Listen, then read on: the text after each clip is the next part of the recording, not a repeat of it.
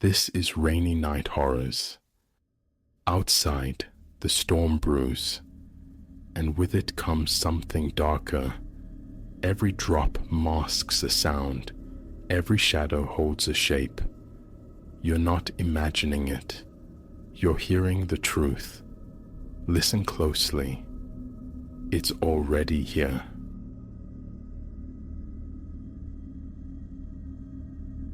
I hadn't anticipated the swiftness with which my new residence would unmoor me.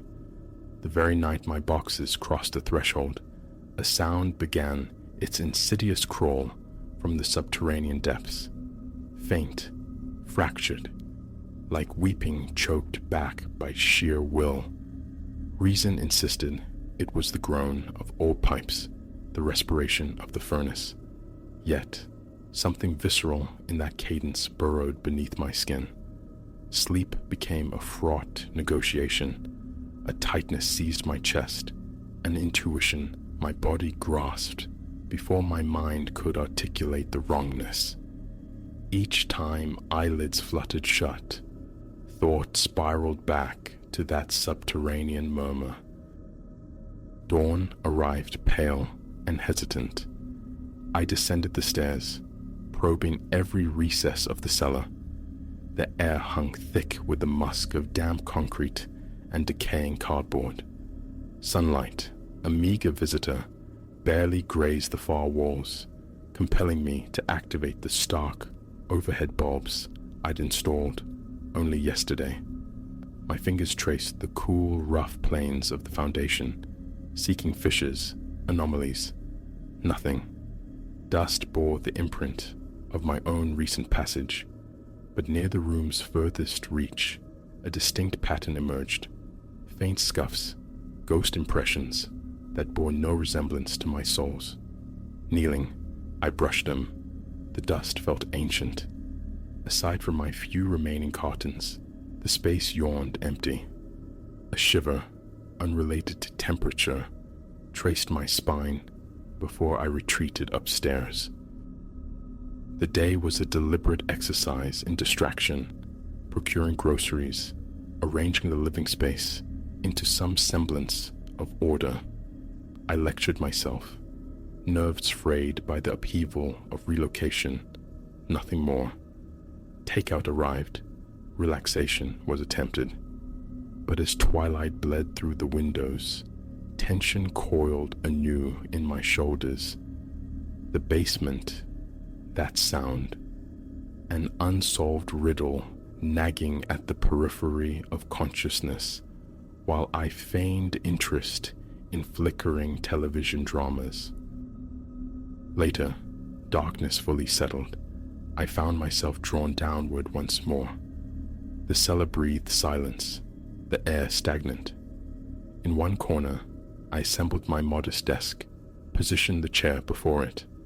A leaden weight settled low in my gut, ignored with practiced effort.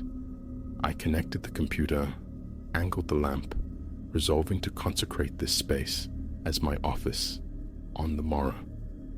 A promotion demanded focus, a quiet sanctuary. This seemed logical, practical. I ascended, preparing for rest. Midnight tolled, and the sound returned. A lament muffled by masonry, yet somehow softer, more ethereal than before. My heart became a frantic drum against my ribs. A high whine plumed in my ears, breath catching shallow and fast. Slipping from bed, I stood motionless in the living room, straining to listen. The volume was negligible, yet it sliced through the domestic quietude with a precision that slicked my brow with sweat. I swallowed against a constricted throat, noting the tremor in my hands. House settling, aged plumbing.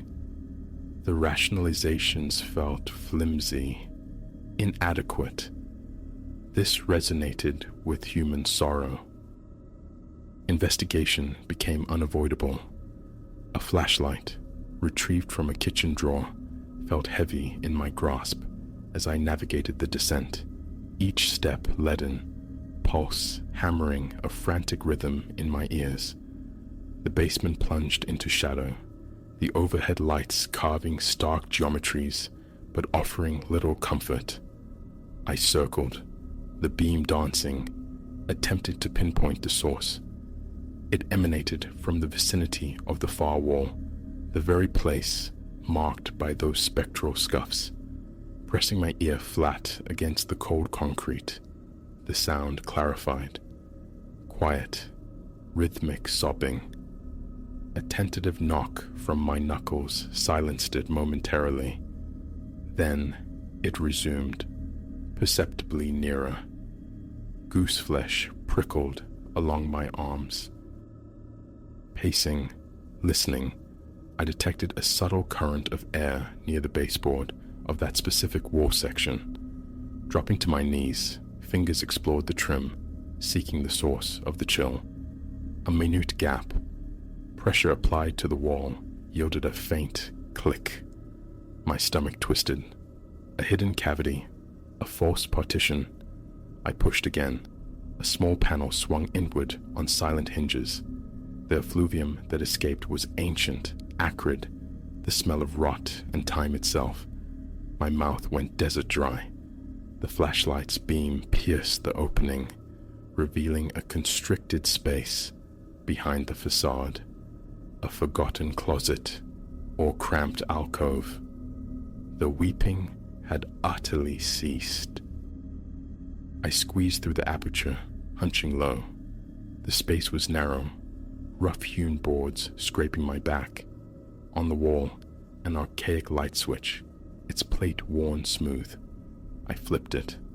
A single, naked bulb sputtered to life overhead, casting a jaundiced glow. The chamber, though small, was cluttered with dust-laden relics. Wooden crates, tarnished metal bowls, bolts of dark, indeterminate fabric, small jars containing desiccated remnants. My heart thundered. I had no context for these objects, yet they pulsed with an unnerving sense of purpose. Ceremonial, perhaps. Cryptic markings adorned surfaces I dared not linger on. My fingers closed around a small wooden effigy, dense and heavy, etched with unfamiliar sigils. A soft rustle whispered from behind me. I spun, flashlight beam wavering wildly. Stillness. My palm grew slick on the handle, my throat tightening. Nerves, I insisted silently. Just nerves. A few steps further revealed a thick, leather-bound volume resting on a rudimentary table. Its pages, brittle and yellowed, were filled with an arcane script, interspersed with diagrams of circles and complex geometries. Rituals, undoubtedly. Standing amidst this forgotten cache, an overwhelming sensation descended. I was not alone. The fine hairs on my nape prickled. I killed the light, scrambled back through the opening with frantic haste, and pressed the panel until it clicked securely shut. Upstairs, I leaned against the locked basement door, gasping for air, pulse roaring. My thoughts scattered like frightened birds. Calm remained elusive. The tremor persisted in my hands. Morning found me sluggish, head throbbing, neck stiff.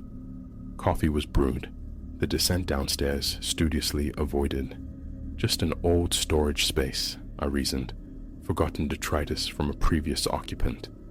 Meaningless. Yet the memory of that weeping clung, vivid and undeniable. The day was a battle for focus, emails demanding attention, calls needing placement. But the hidden chamber dominated my thoughts. Images of those strange artifacts surfaced unbidden, a knot tightened in my stomach. By early evening, the avoidance felt unsustainable. Ignorance gnawed more acutely than the potential fear of knowing. Control. I needed control of my own house. Phone flashlight engaged. I descended, each step deliberate. The panel yielded to pressure, revealing the stale air within. Nothing appeared disturbed, yet the sensation of being observed intensified. My scalp tingled. Sweat traced a path down my temple. I lifted one of the jars, its label illegible, rattling the dried contents. Herbs, leaves. Setting it down, I opened a wooden box. Inside lay a scattering of small stones, inscribed with symbols that made my gut clench. The lid was replaced swiftly. Everything pointed towards ritual, its nature utterly obscure. Chest constricted, I turned to leave. Then the sound, soft, brief, a choked-off sob. The flashlight quivered. My breath hitched. I swept the beam across the cramped space. Nothing moved. Fear, cold and sharp, pricked my skin. The sound did not repeat. Enough. I retreated, closing the panel, and sank onto the basement floor. Breath ragged, nerves frayed to breaking point. That night, the crying escalated. Upstairs, caught in sleep, it commenced around midnight, the sobs ragged, intermittent, imbued with a profound misery that seemed to permeate the very walls. It felt impossibly close, though logic placed it below. My pulse became a violent thrumming. Sleep was banished. I paced the living room, seeking rational anchors that continually slipped from my grasp. The hidden objects haunted my mind's eye. My stomach churned. After what felt like hours, the sobbing morphed into low moans, the sound of desperate, incoherent pleading. My mouth was parched. A strange tingling suffused my hands. The following day, I contacted the landlord. I described the noises, carefully omitting the compartment. He offered platitudes, old houses, plumbing quirks, perhaps a trapped animal. When I cautiously inquired about hidden spaces, he professed ignorance, his tone nonchalant, bordering on dismissive. The conversation left me frustrated, a deeper unease settling in. That afternoon, I attempted to occupy my nascent basement office. Laptop open, a document demanding review, yet my gaze kept drifting towards the far wall. Every creak of the house structure sent a jolt through me. My shoulders remained hunched, rigid. After perhaps an hour, a whisper, faint as exhaled breath, brushed my ear. I leaped from the chair, whirling around. Emptiness, pulse hammering, fists clenched, eyes darting across the concrete floor. My breathing grew ragged. Focus was impossible here. I fled upstairs, leaving the basement light burning, a small, futile defiance. In the kitchen, a cupboard door slammed shut under the force of my frustration. Worry cluttered my thoughts, circling back to that whisper, convinced of its proximity, its pleading tone still unintelligible but unmistakable. Evening descended. Just after sunset, the cries erupted anew, echoing now through the upstairs hallway. My hair prickled. Phone in hand, recording app active, I stood sentinel near the basement door, waiting. My heart felt dangerously overtaxed. Then it came, soft initially, swelling into a well of raw, abject misery. The hallway air felt suddenly frigid. My legs trembled. Breath came in short, sharp gasps. I held the phone steady, capturing the reverberating sound until it fractured into a final broken sob. Playback yielded only a baffling, static hiss. No crying, no moans. My stomach plummeted. I pressed the phone to my ear, listened again. Faint electronic noise. Nothing more. Vertigo threatened. Repeated playback confirmed the absence. My hand shook as I lowered the phone. Questions swarmed. Was I hallucinating? Was the house itself deceiving me? I rubbed my eyes, forcing steady breaths. Sleep offered no refuge. Around midnight, the cries returned, sharper now, imbued with a terrifying urgency. I burrowed under the covers, eyes squeezed shut, heart battering against my ribs. Sweat beaded on my forehead. My stomach twisted into knots. The thought of escape arose. A hotel anywhere else. But the hallway felt menacing, passage fraught with imagined peril. Sobbing persisted, the walls seeming to contract. My jaw ached from clenching. Dawn brought exhaustion, eyes gritty, nerves abraded. I forced down toast, appetite non-existent. At the top of the basement stairs, I paused, listening. Silence. Descending, I illuminated the space fully. It appeared mundane. Desk, concrete, boxes. Yet the feeling of unseen eyes remained. I approached the secret panel, staring at its blank surface. Heart pounding, I felt a palpable presence on the other side. My hand lifted, hovered, trembling. Courage failed. I retreated to the desk, attempting simple tasks, but concentration fractured with every settling groan of the house. An hour crawled by. A soft thud sounded behind me. I spun. Nothing. Tension coiled my body. My heart leaped. A bitter, metallic taste. Adrenaline. Then, abruptly, pressure built in my ears. An overwhelming proximity. The psychic weight of a presence standing inches away. I jerked my head instinctively. A voice, hushed and impossibly close, made me stagger. Help! One word, breathed into the space beside my ear. I froze, breath coming in frantic bursts, vision momentarily swimming. Fists clenched. I forced sound from my throat. Who's there? The words emerged, thin, reedy. Only the heavy silence answered. Gathering my belongings, I bolted upstairs, legs unsteady. The basement door was locked. The key turned twice.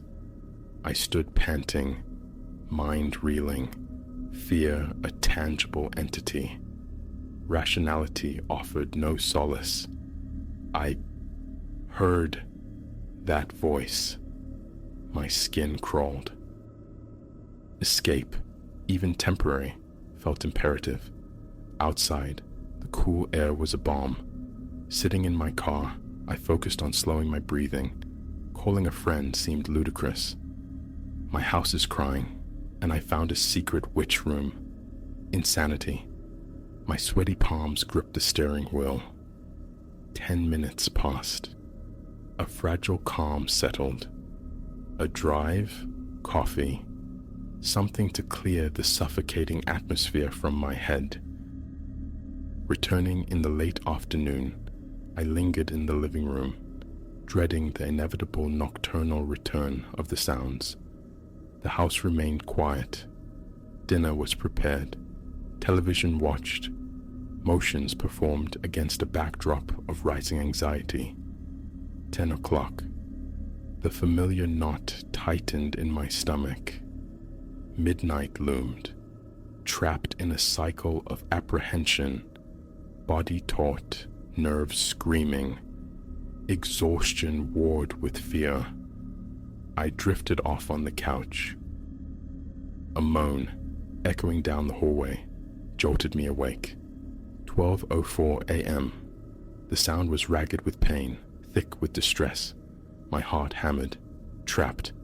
My fingers dug into the upholstery, seeking an anchor. The moan dissolved into wrenching sobs. Coldness seeped into my skin. Scrambling up, I flicked on every light switch, flooding the house with brilliance. It made no difference. The cries persisted, seeming to drift, to migrate from room to room. Powerless, I stood rooted, heart pounding, sweat trickling. The voice circled, washed over me in waves of despair, then faded. 12:30 a.m. Sanity felt precarious. Was I losing my mind? Hands pressed against my ears offered no barrier to the faint, lingering sobs that felt as though they originated just behind my own shoulders. The remainder of the night was spent pacing beneath the glare of the lights. Dawn arrived, finding me drained, twitchy, but the sobbing had ceased. This existence was untenable.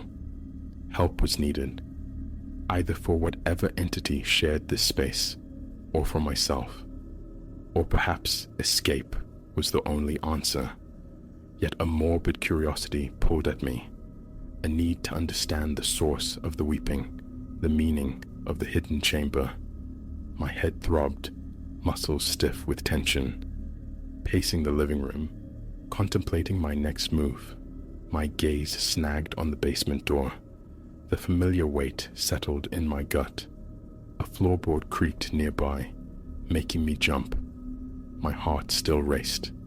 My grasp on reality felt tenuous.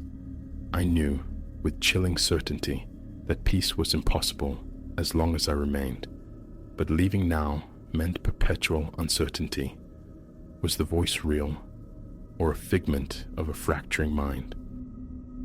And so, I remain, caught within these walls, the memory of those cries, a constant echo. The secret compartment remains sealed, yet the feeling of a presence persists, a shadow standing just too close. Another night of sobbing and whispers feels unbearable. Tension is a physical thing, crawling beneath my skin, making each breath feel labored. This constant, gnawing dread is a new and unwelcome companion. My next step is unclear, the path forward shrouded in fear. But one truth resonates. This house is more than old wood and plaster. Something resides here, something in pain.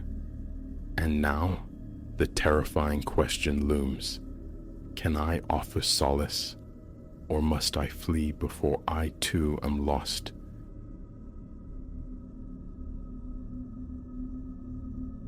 "11:42 pulsed on my phone's display the instant the first boom resonated from upstairs. Not thunder, though the storm outside hurled itself against the old house with theatrical fury. This was sharp, violent, the unmistakable crack of a heavy door driven home. I sat suspended in the glow of my laptop, fingers frozen above the keys, work emails forgotten. This house, a relic of the 40s, had been my solitary shell since Eliza departed half a year prior. I knew its rheumatic sighs, its settling groans.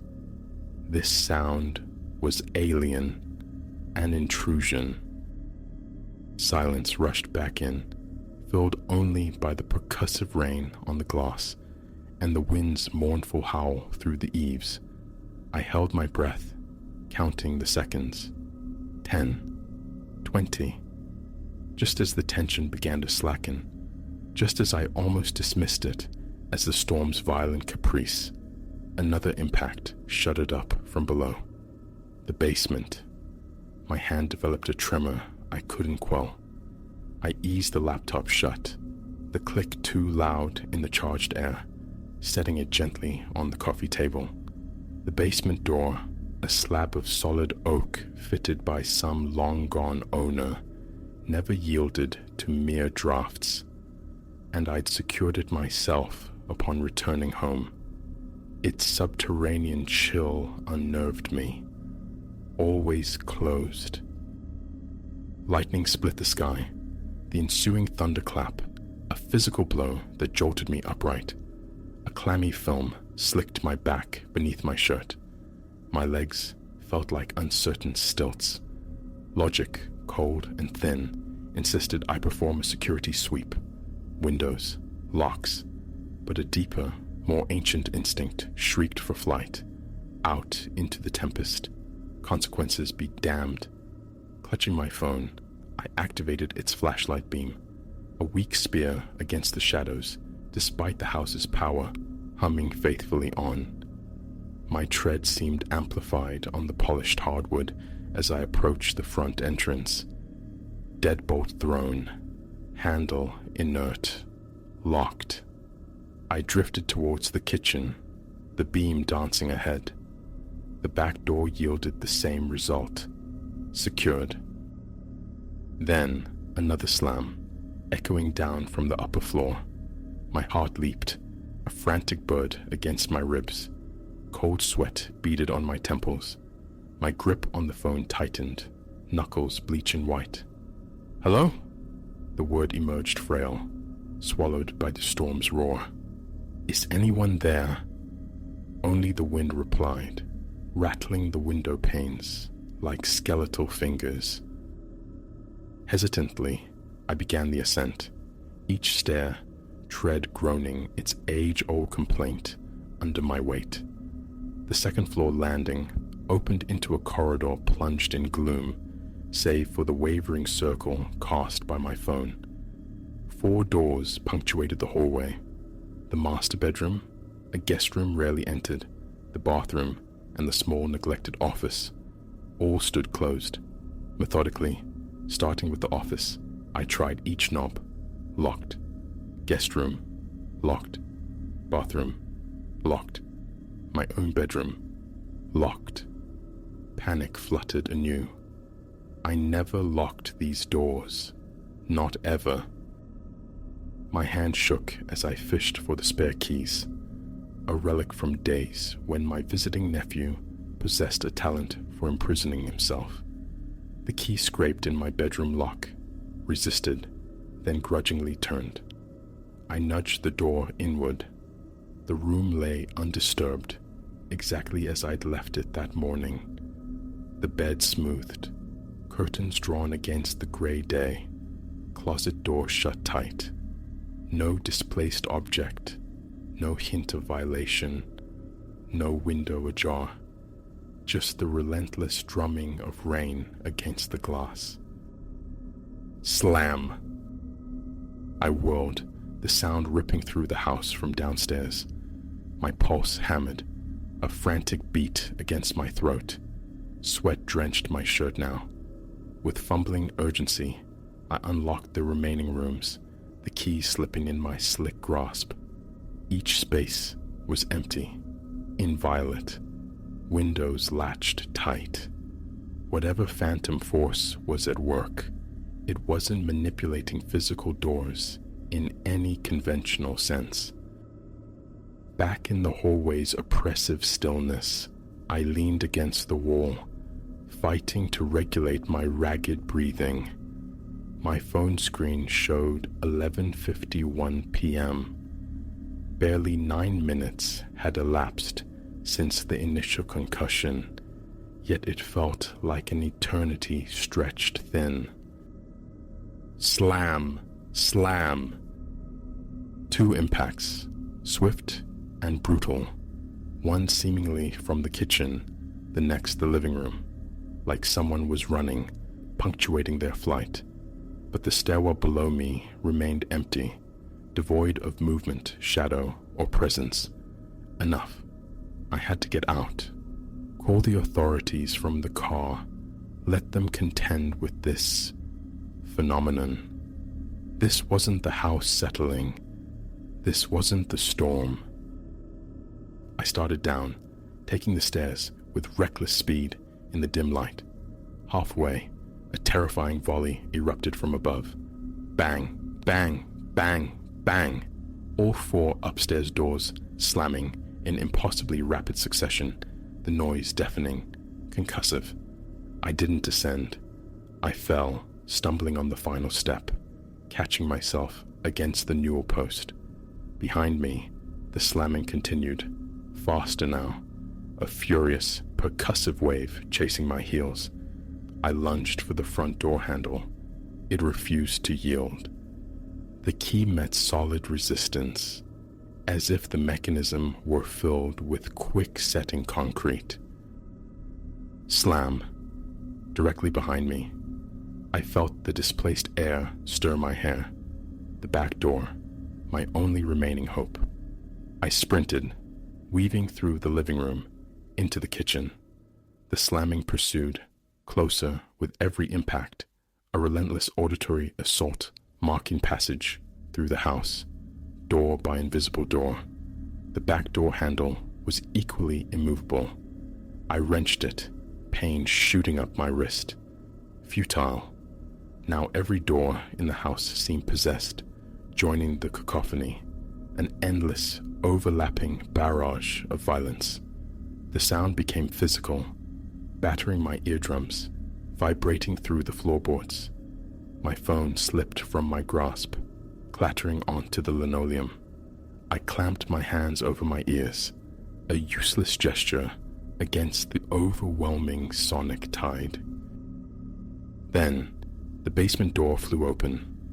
A wave of frigid air surged upwards, thick with the scent of damp earth and something older, like decay. Abruptly, the slamming ceased. Silence crashed down, leaving my ears ringing. I stood paralyzed in the kitchen center, staring into the gaping maw of the basement stairs, a shaft of utter blackness. My phone lay askew, its beam painting a useless circle on the ceiling. From the depths, a creak ascended, slow, measured, the sound of deliberate weight on old wood. I retreated instinctively, spine hitting the cool edge of the counter. The creaking persisted. Fourth step from the bottom, the betraying one. Third step. Second. My muscles seized. I couldn't draw breath, couldn't tear my gaze from the absolute dark framing the basement entrance as the creaking reached the threshold. The door slammed shut with a force that resonated through the very studs of the house. The impact shattered my paralysis. I ran. No conscious thought directed my flight. Instinct took over. Through the kitchen, a blur through the living room, pounding up the stairs, taking them 2, 3 at a time. Behind me, the infernal slamming resumed, mirroring my frantic path. I reached my bedroom, threw myself inside, slammed the heavy door, fumbled the lock home with wildly trembling hands.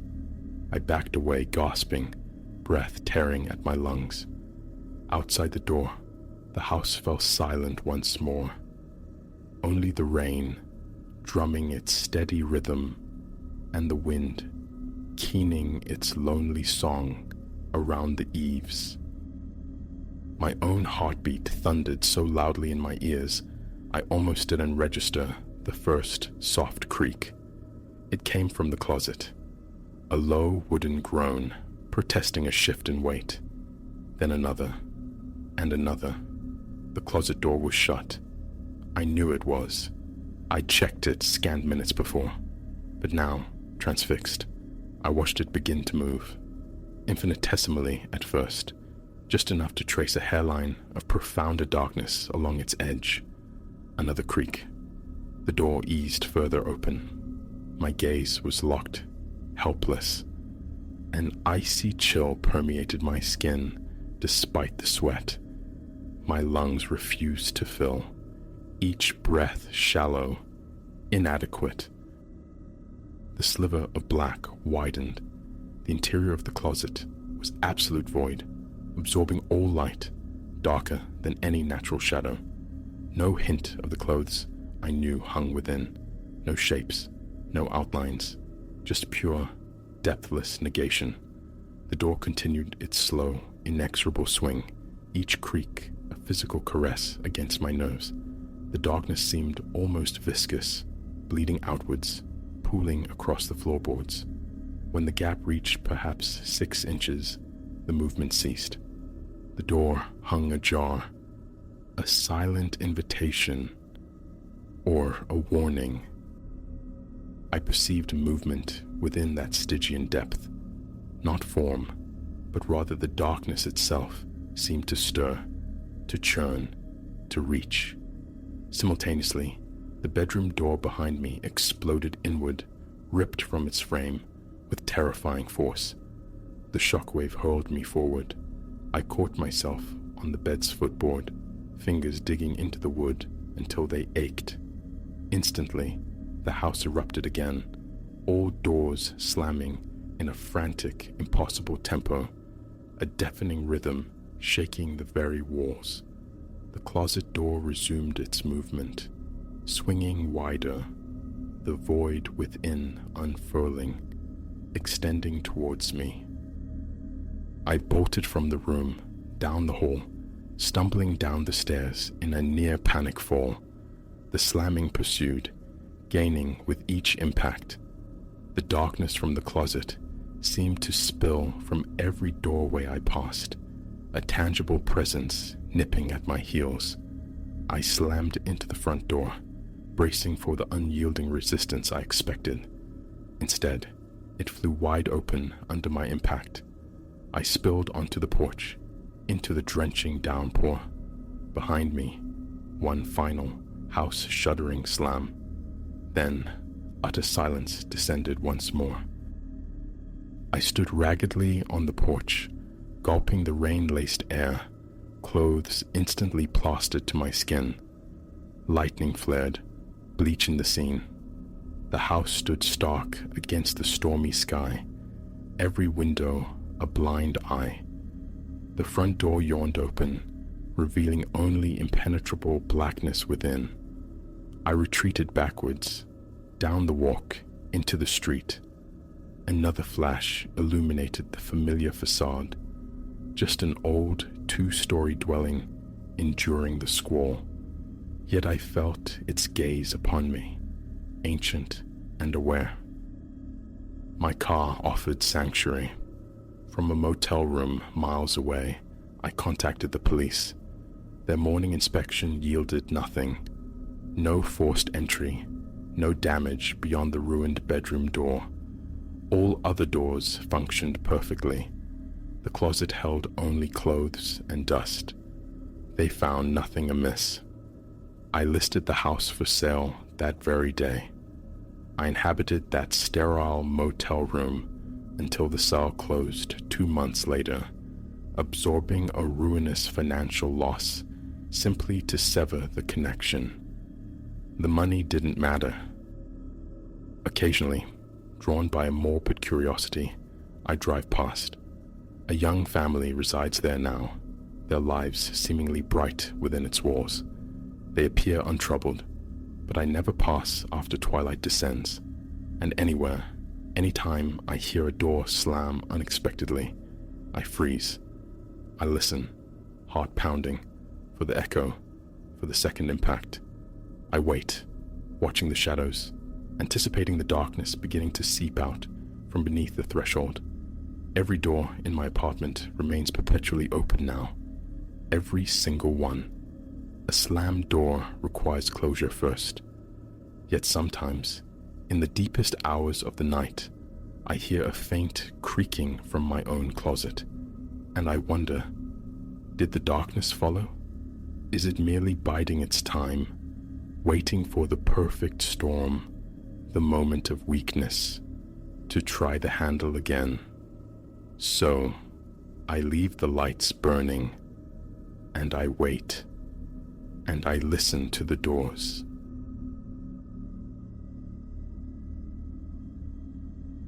The vibration humming through the floorboards, a low thrum against the soles of my shoes, was meant to be a lullaby.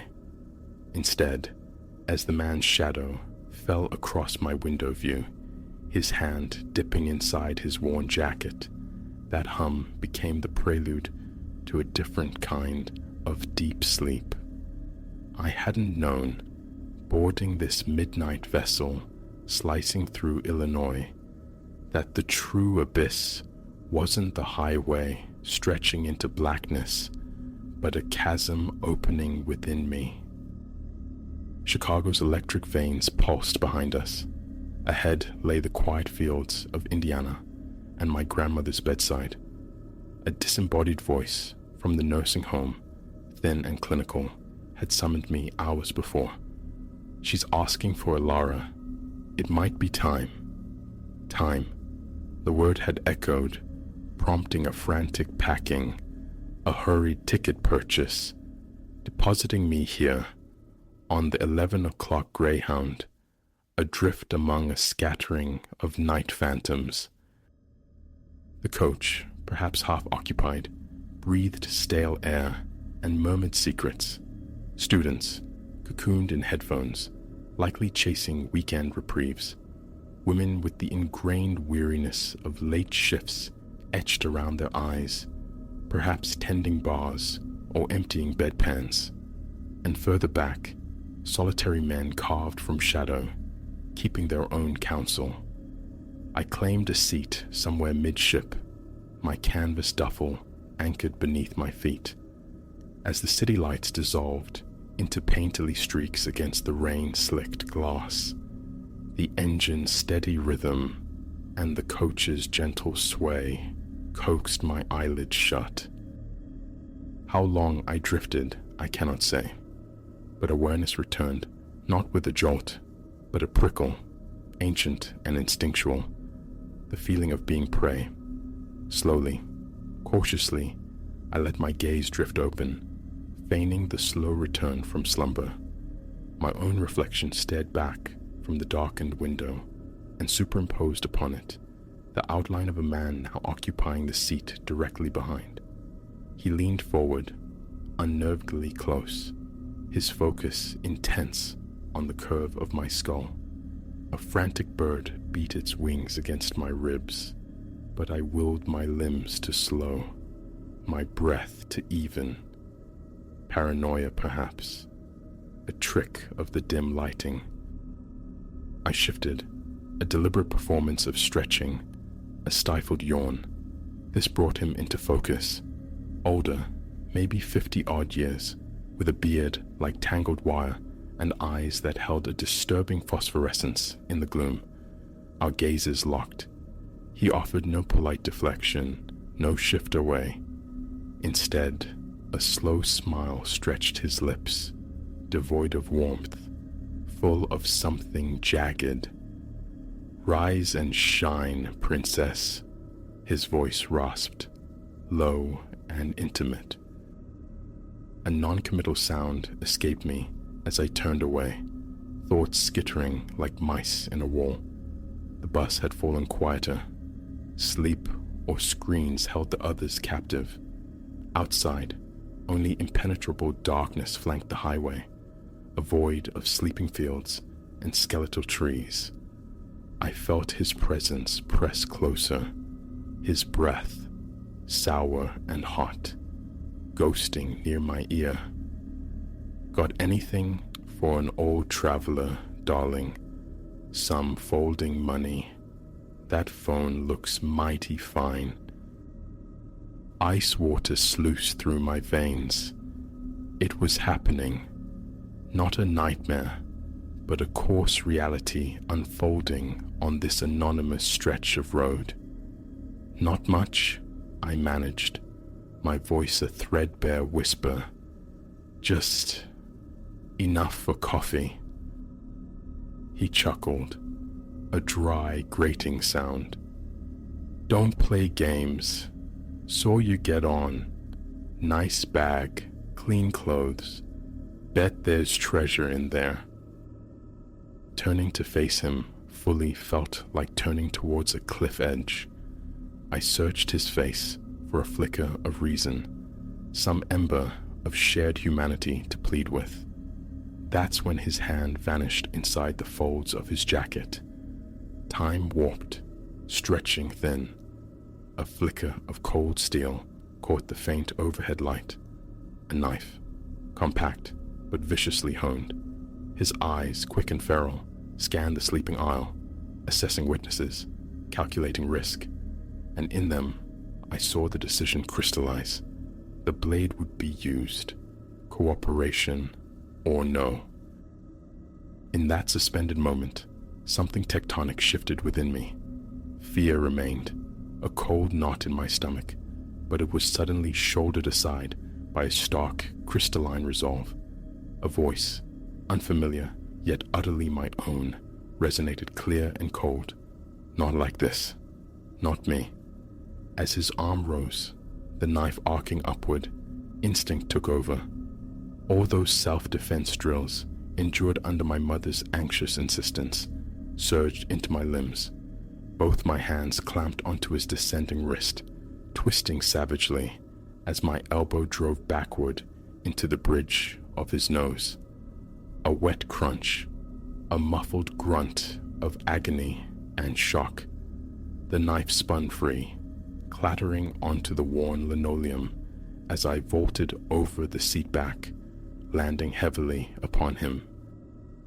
We thrashed in the cramped confines, his brute strength against the frantic energy of adrenaline and desperation.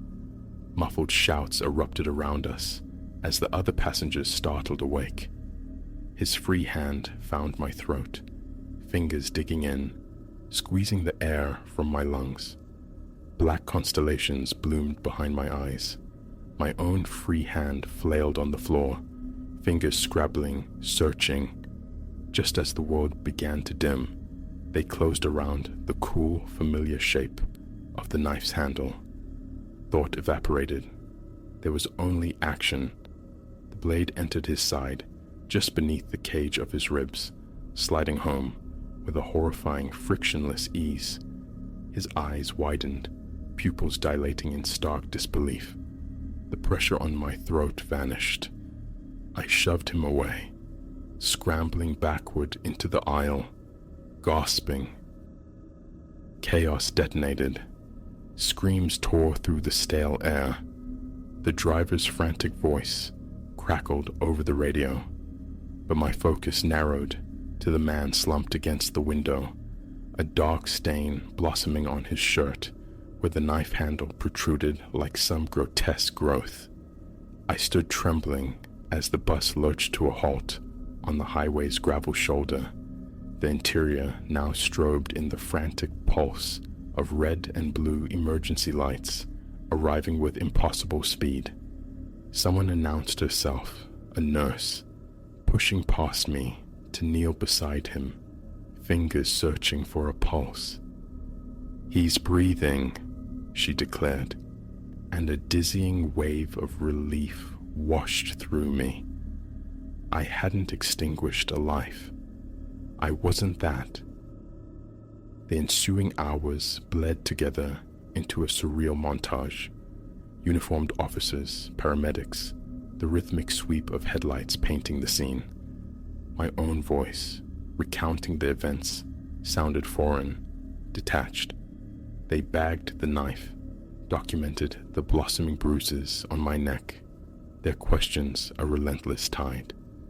By the time the first fragile light began to seep into the eastern sky, they deemed it self-defense, clear-cut.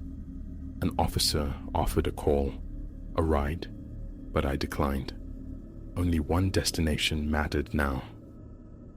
Waiting for the replacement coach, huddled on the cold shoulder of the road, my thoughts circled, not the man bleeding in the ambulance, but the stranger who had emerged from within me, the Alara capable of plunging steel into flesh without a flicker of hesitation. I'd always perceived myself as gentle, averse to conflict. Now, I knew a chilling truth, pushed to the precipice, ignited by necessity. A capacity for profound violence resided within me. The knowledge was terrifying, yet tinged with a strange, unsettling empowerment. The relief bus arrived with the rising sun. Clutching my duffel like a shield, I boarded, catching my reflection in the clean glass. The face looking back was altered, older, lines etched deeper, eyes harder. Not the eyes of a victim, but of something else entirely. A survivor. I chose a seat near the front this time, seeking distance. As the new bus merged back onto the highway, resuming the journey as if merely pausing for breath, I closed my eyes, inhaling deeply. Alive, intact, and possessed of a strength I never suspected. Yet, as the miles unspooled towards Indiana, an undeniable truth settled deep in my bones. Something fundamental had fractured and reset. The world itself felt subtly different, sharper edged, more perilous, yet simultaneously more navigable. The Alara who boarded in Chicago was gone, lost somewhere on that dark ribbon of asphalt. In her place stood someone new, someone acquainted with the metallic taste of fear and the brutal weight of survival, someone who would never again be caught unaware. Passing the sign welcoming us to the Hoosier State, I made a silent vow. I would sit by my grandmother's side, offer the comfort I could, whisper my farewells, and then I would begin the arduous task of understanding this new self, this woman forged in darkness and blood, returning to the life I knew before was impossible. That path had vanished. The road ahead lay shrouded in uncertainty, but for the first time, truly, I felt ready. Having stared into the night's deepest maw and walked away, whatever came next, I would meet it. I had faced the worst, and I remained.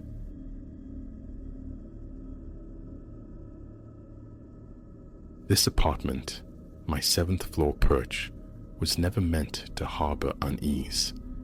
Its appeal lay in its affordability, its utilitarian geometry, and the indifferent panorama of the street unfurling below. The building itself is an ossified creature, groaning with the lament of warped floorboards, its corridors shedding paint like sunburnt skin. The lift cage shudders skyward with metallic protestations. Lobby lights engage in a fitful electric St. Vitus's dance. None of this decay, however, had ever truly troubled me since settling in months prior. Tranquility reigned, undisturbed, until a fortnight passed. It began on a Wednesday, the city breathing its nocturnal sigh around 10.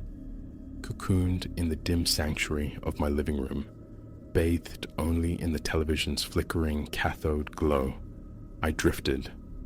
My window gazes upon an adjacent vacant lot, a square of urban emptiness, prompting me to keep the heavy drapes drawn against potential voyeurs from the neighboring edifice. A sliver of alleyway separates us, yet paranoia whispers of unseen lenses. Half submerged in drowsiness, I registered a subtle drift in the fabric folds, a phantom motion, dismissed initially, no errant breeze, the sash firmly shut. Yet, the ancient wooden frame sometimes permitted whispers of air, though never enough to stir the dense material so demonstrably. I muted the television's drone, listening. Silence answered, save for the sudden, frantic timpani of my own heart. Disquiet, sharp, and unwelcome, pricked at me. I'm not easily startled, yet the inexplicable breeds its own peculiar dread. Leaning into the gloom, I watched. Again, the curtain twitched. A distinct pressure, as if a shoulder, an unseen hand, nudged it from the void behind. I rose, propelled towards the window, my hand outstretched. Before my fingers could grasp the cloth, a shadow within the shadow resolved itself, faint, yet undeniably present against the lighter weave. Amorphous, larger than any stray object, suggesting a human contour swallowed by the penumbra. My throat constricted. A cold frisson traced my spine. Intruder? The thought screamed, instantly countered by the logic of elevation. 7th floor. Access points. The front door, now surely bolted, and the diminutive fire escape window in the bedroom, perpetually locked, its aperture too narrow for any adult passage without a clamor. My pulse hammered against my ribs. A backward step, then a lunge for the wall switch. Light flooded the room, stark and revealing. I pivoted. The curtain hung passive, inert. Behind it, nothing. I swept it aside, scanned the sill, peered into the street's inky expanse. Emptiness. Rubbing my eyes, I conducted a futile search of the living area. Disturbing dust motes in forgotten corners cluttered with boxes and a dormant lamp. No one. Sinking back onto the sofa, I wrestled my breathing into submission. My phone's cold screen confirmed mere minutes had elapsed, though an eternity seemed to have stretched within them. A knot tightened in my chest. Fatigue, I reasoned, the mind playing tricks in the dim light. I extinguished the television and retreated to bed, attempting to banish the incident. Yet sleep offered no refuge. The silhouette imprinted itself behind my eyelids, a persistent phantom observing me through the thin veil of fabric. I tossed, turned, marked the slow crawl of hours, forcing my eyes shut against the imagined presence. Dawn arrived not with rest, but with the raw ache of sleeplessness. For several days, an uneasy truce held. I returned from the daily grind, banished shadows with electric light, consumed solitary meals heated by microwave radiation. Evenings passed under the television's hypnotic gaze, sometimes in darkness, sometimes illuminated, a fragile normalcy. Then came Sunday. Returning from the market near 6, laden with provisions, I entered the living room. The curtain was disturbed, not flung wide, but pulled back just enough, a subtle invitation, as if someone had recently peered out. A violation of my ingrained habit. I always ensure they are fully drawn upon departure, a weekend ritual. The sight sent a tremor of disquiet through me. Setting down my bags, I approached the window, surveyed the mundane street scene below, parked cars gleaming dully, solitary figures traversing the pavement. Nothing amiss. I touched the curtain fabric. It felt unnaturally cool, a visceral clenching in my gut. I yanked it fully closed, the ring scraping along the rod, then commenced a methodical sweep of the apartment. The front door remained securely locked. Bedroom, bathroom, undisturbed. Possessions sat in their designated places. No tangible sign of intrusion. Yet, the wrongness lingered. I sought out the building's caretaker, Mr. Petrov, a taciturn man somewhere in his 50s, perpetually occupied with sweeping corridors or monitoring the lobby's threshold. I relayed my suspicion, an unauthorized presence in my rooms. He listened, impassive, then stated flatly he'd observed no strangers ascend. Could the lock be compromised? A slow shake of his head. He vouched for the integrity of the main doors, the stairwell, the unblinking eyes of the elevator cameras. No one, he insisted. Certainty radiated from him, cold and final. Muttering something about the structure's venerable age, he turned and shuffled away, leaving me stranded with my unease.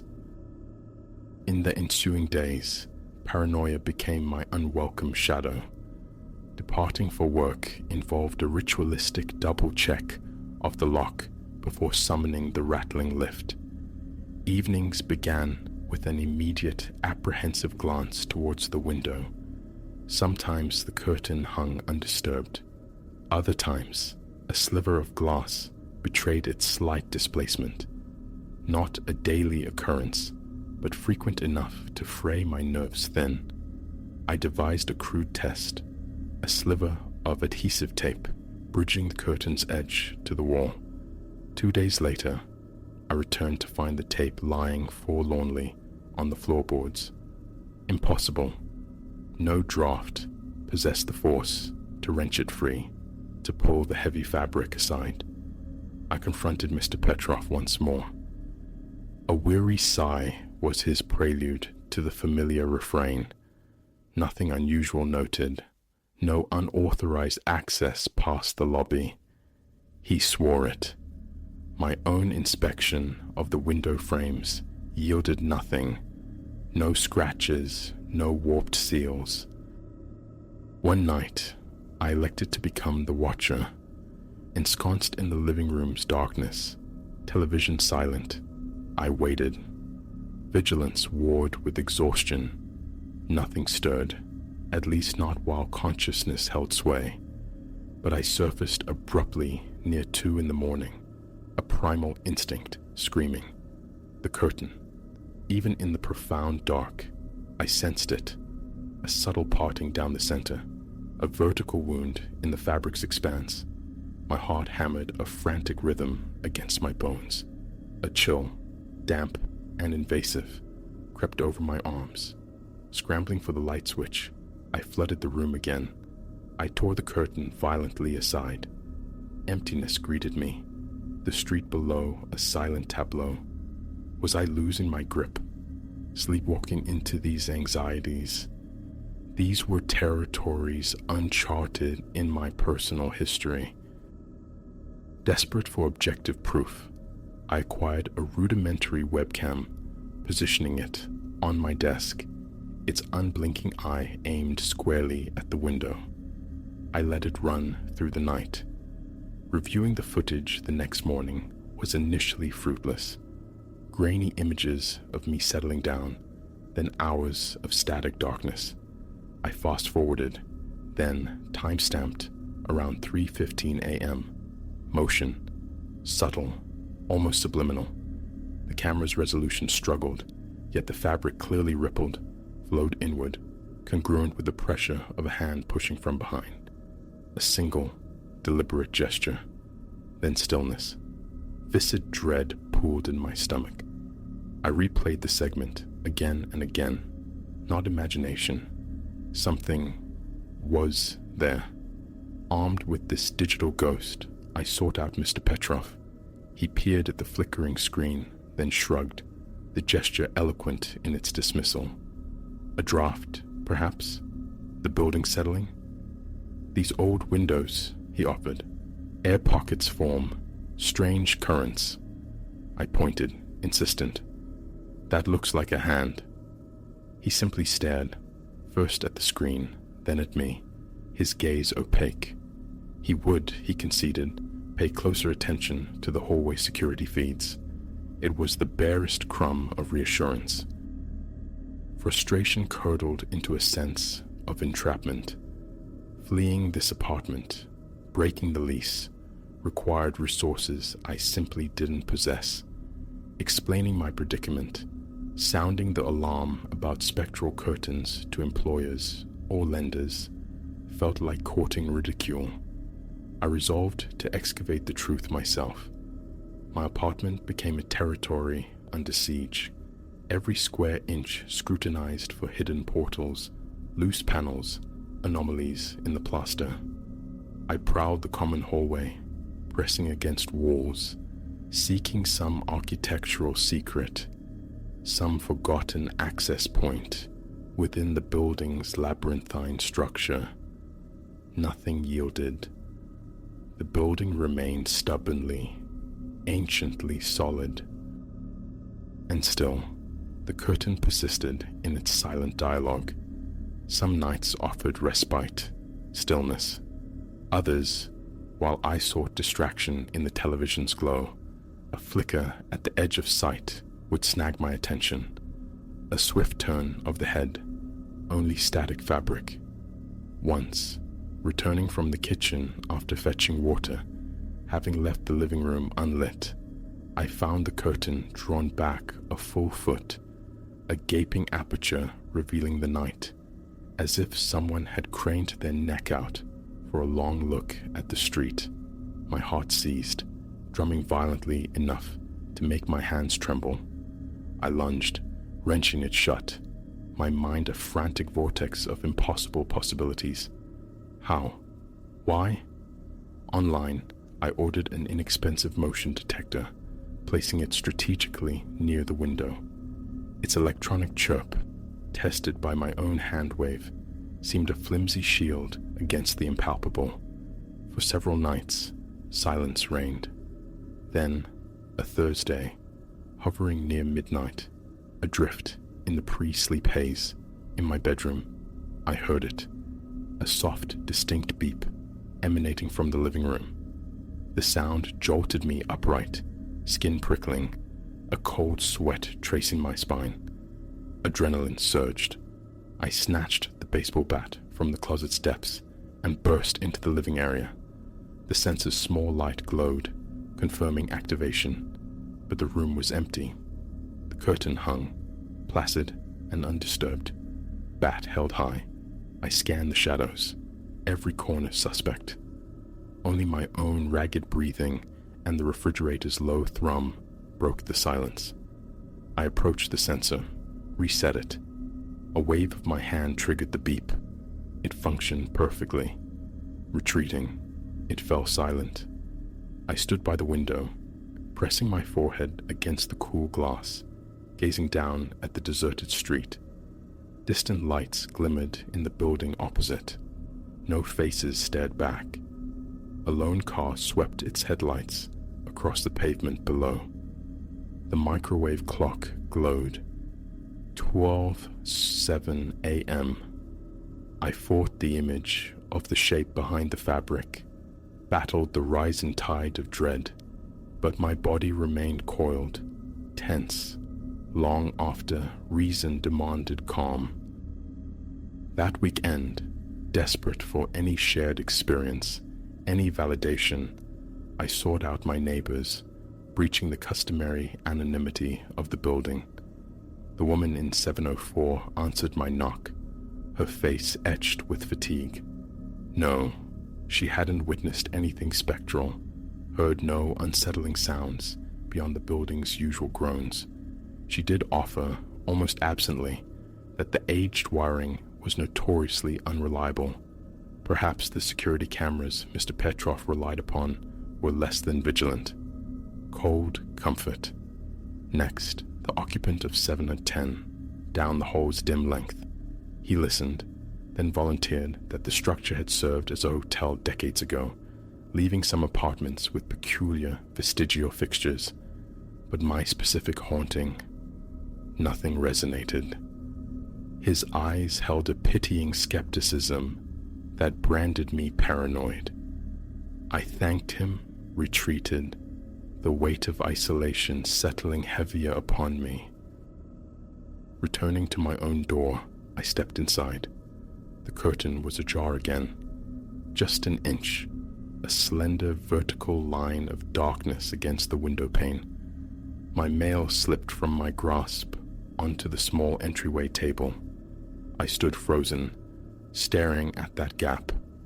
A familiar tightness constricted my chest.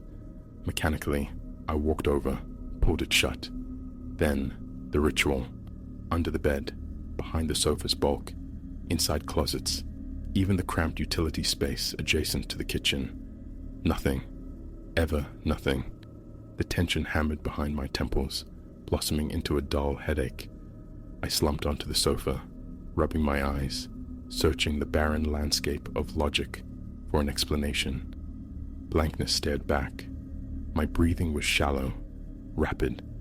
I forced myself into slow, deliberate inhalations. A new tactic. I would leave the curtain wide open, challenge the phenomenon, observe its behavior when supposedly unobserved. I drew it fully back, exposing the entire window, and turned towards the kitchen to prepare a meal. Chopping vegetables, I cast repeated glances over my shoulder. The curtain remained utterly still, hanging limp and motionless. Later, attempting sleep, the building's nocturnal symphony seemed amplified. Floorboards sighed and settled with soft creaks, ordinary sounds, yet imbued now with sinister potential. My body remained a tightly wound spring, every nerve ending singing with alertness. Lying rigid in bed, I stared towards the bedroom door, its frame silhouetted by the faint urban glow filtering through the blinds. My heart thumped a heavy, insistent beat. An hour passed in this state of suspended vigilance before the strain became unbearable. I rose, flicked on every light in the apartment, bathing the rooms in harsh, unflinching illumination.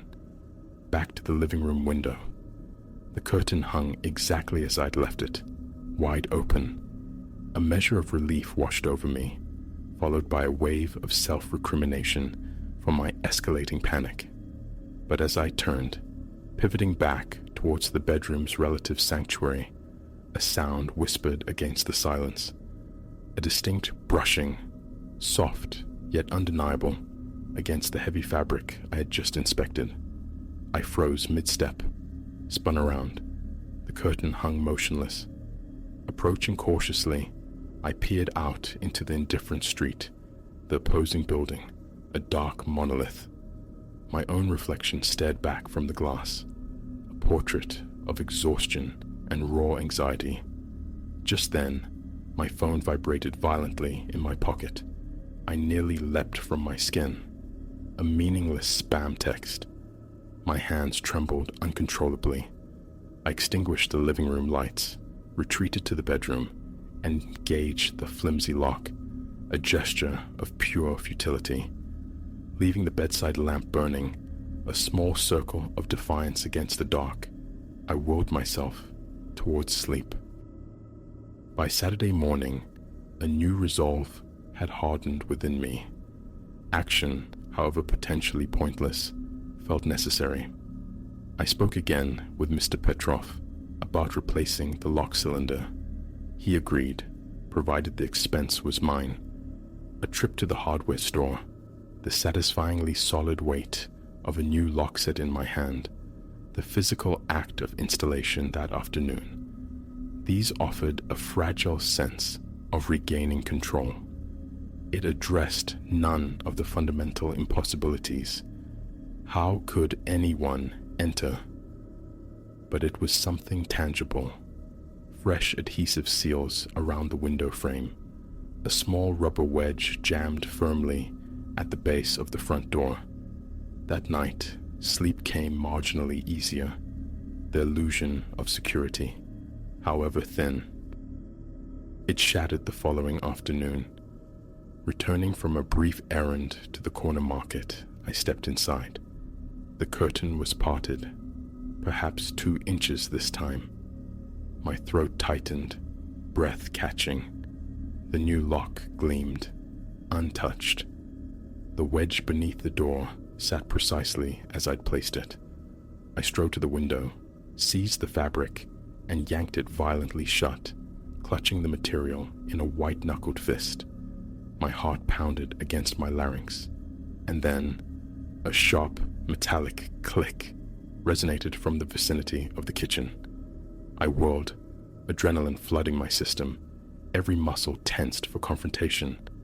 Silence descended again, thick and absolute. I stood motionless for a full minute, ears straining. Nothing. Creeping towards the kitchen, fists clenched, I found only the familiar hum of the refrigerator. A meticulous search followed. Drawers, cupboards, beneath the sink. Order prevailed. No forced entry, no displaced objects, no damp footprints on the linoleum. Nothing. Returning to the living room, I collapsed onto the sofa, staring at the impassive window. Fear warred with a rising tide of helpless anger. The urge to tear the curtain down, to nail boards across the glass, was potent, yet I resisted. Obliterating the evidence wouldn't solve the mystery. It would merely blind me to the next visitation. And so, I exist now, Elias, suspended in this state of perpetual low-grade dread. Each homecoming is prefaced by that involuntary, apprehensive glance towards the window. Is the curtain drawn tight, offering a fleeting moment's respite? Or does a sliver of darkness betray its clandestine movement, causing my stomach to plummet? Sometimes yes, sometimes no. The unsettling dance continues. Phantoms flicker at the periphery of my vision. Swift head turns reveal only emptiness. Mr. Petrov offers only shrugs and platitudes about the building's age, steadfastly denying any breach of his watch. My arsenal is depleted. New locks, sensors, webcam footage, capturing ambiguous shadows, exhaustive searches yielding nothing. I've kept vigil through sleepless nights, only to find absence. The curtain remains my focal point, the silent messenger from an unknown realm. When I enter, my eyes fix upon it. Relief if it's closed. A familiar lurch of fear if it's open. What resides behind it, orchestrating this subtle, persistent violation, remains terrifyingly obscure. I only know that something watches, and I cannot fathom how to make it cease. Yet I remain anchored to this 7th floor space, navigating each day under its invisible gaze, hoping, futilely perhaps, for cessation, for revelation. But all that manifests is the memory of a dark shape in the night, the whisper of shifting fabric, and the chilling conviction lodged deep in my bones that I am not alone. This is my reality now, here, in this decaying apartment. Whenever that curtain stirs, I freeze. I listen, I watch, and I wait.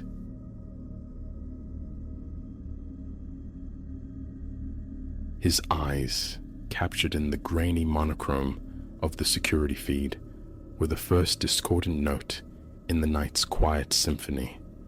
A flicker within them, glacial, dissecting, something primal, sent a tremor through me, a premonition that the graveyard shift ahead would be anything but ordinary. As the fluorescent lights hummed, and the digital clock bled minutes toward midnight, the final customer drifted out, leaving a silence that felt suddenly charged, terrifyingly thin. I was alone, ensnared in this glass box, with a man whose presence screamed departure was not on his agenda. 6 months I'd haunted this fluorescent-lit box, this 24/7 convenience stop perched on the town's ragged edge, a lonely satellite orbiting a slumbering gas station and an eternally brewing diner. For a student juggling credits and costs, the night shift was a tolerable purgatory, long stretches of sterile quiet perfect for highlighting textbooks, broken only by the occasional pilgrimage for caffeine or the boisterous arrival of post-bar snack hunters. It wasn't glamorous, nestled out here on the fringes, but it kept the lights on. Tonight began steeped in the mundane. 10 p.m. saw me relieving Leo, the evening sentinel. We navigated the familiar ritual, the till count's metallic clink, the inventory checklist's rustle, the low murmur of shared banalities. Tuesday nights were notoriously slow, Leo confirmed, the air thick with midweek apathy. One thing, Leo added, posing at the door, his hand on the frame. Got a guy, been orbiting for a bit, buys little things, gum, soda, maybe every hour. Seems okay, but, eyes open. A nod was my only reply, the warning filed away under standard night shift oddities. We saw our share of loiterers, nursing lukewarm coffees, thumbing through magazines with glazed eyes. As long as the transactions punctuated their vigil and peace prevailed, management looked the other way. An hour dissolved before his presence truly registered. He lingered in the snack food canyon, a study in protracted indecision between mesquite smoke and salt and vinegar. Observing him via the monitor, a dissonant chord struck within me. Something about his deliberate, almost too casual movements. Tallish, maybe mid-30s, hair shorn close, a shadow of beard clinging to his jawline. His attire offered no clues. Faded denim, a jacket the color of asphalt, scuffed work boots. But the eyes, even pixelated and leached of color, held an unnerving focus that prickled the hairs on my neck. Eventually, the chips chosen, he materialized at the counter. Proximity amplified the disquiet. A smile flickered across his lips as he paid, a sterile gesture that never reached those assessing ice chip eyes. "Slow one tonight," he murmured, his voice unexpectedly soft, incongruous. I offered a tight nod, unwilling to lend my own voice to the space between us. His change was passed over, my fingers brushing his cool skin, a fleeting contact I immediately regretted. I hoped, prayed, for the chime of the door. He remained rooted, those eyes pinning me like a specimen. "Work here much?" The question hung in the air, still wrapped in that hollow smile. "Now and then," I deflected, feigning absorption in the meticulous arrangement of chewing gum packets. He held the silence for another beat, a small eternity, before finally pivoting and melting back into the aisles. The breath I hadn't known I was holding escaped in a ragged sigh. This became the night's unnerving rhythm. He would prowl the aisles, select some trivial item, approach the counter, and attempt conversation, each interaction tightening the knot of anxiety in my gut. My gaze became tethered to the security screens, charting his slow, deliberate orbit. Midnight loomed. The sparse constellation of late-night shoppers winked out one by one. Soon, the store held only two souls, him and me. He stood near the magazine rack, feigning interest in glossy covers, yet I felt the weight of his stare, a palpable pressure. The urge to call my manager, perhaps even dial emergency services, surged, but withered under the scrutiny of logic. What concrete complaint existed? A customer was lingering, buying things, talking, paranoia, they'd call it. Besides, my lifeline, my phone, rested in my bag in the windowless back room, a casualty of store policy forbidding personal effects at the register. 11:55 p.m. He drifted toward the counter once more, hands empty this time. "You know," he began, leaning casually against the laminate surface. "Always wondered about this shift. Must get pretty desolate."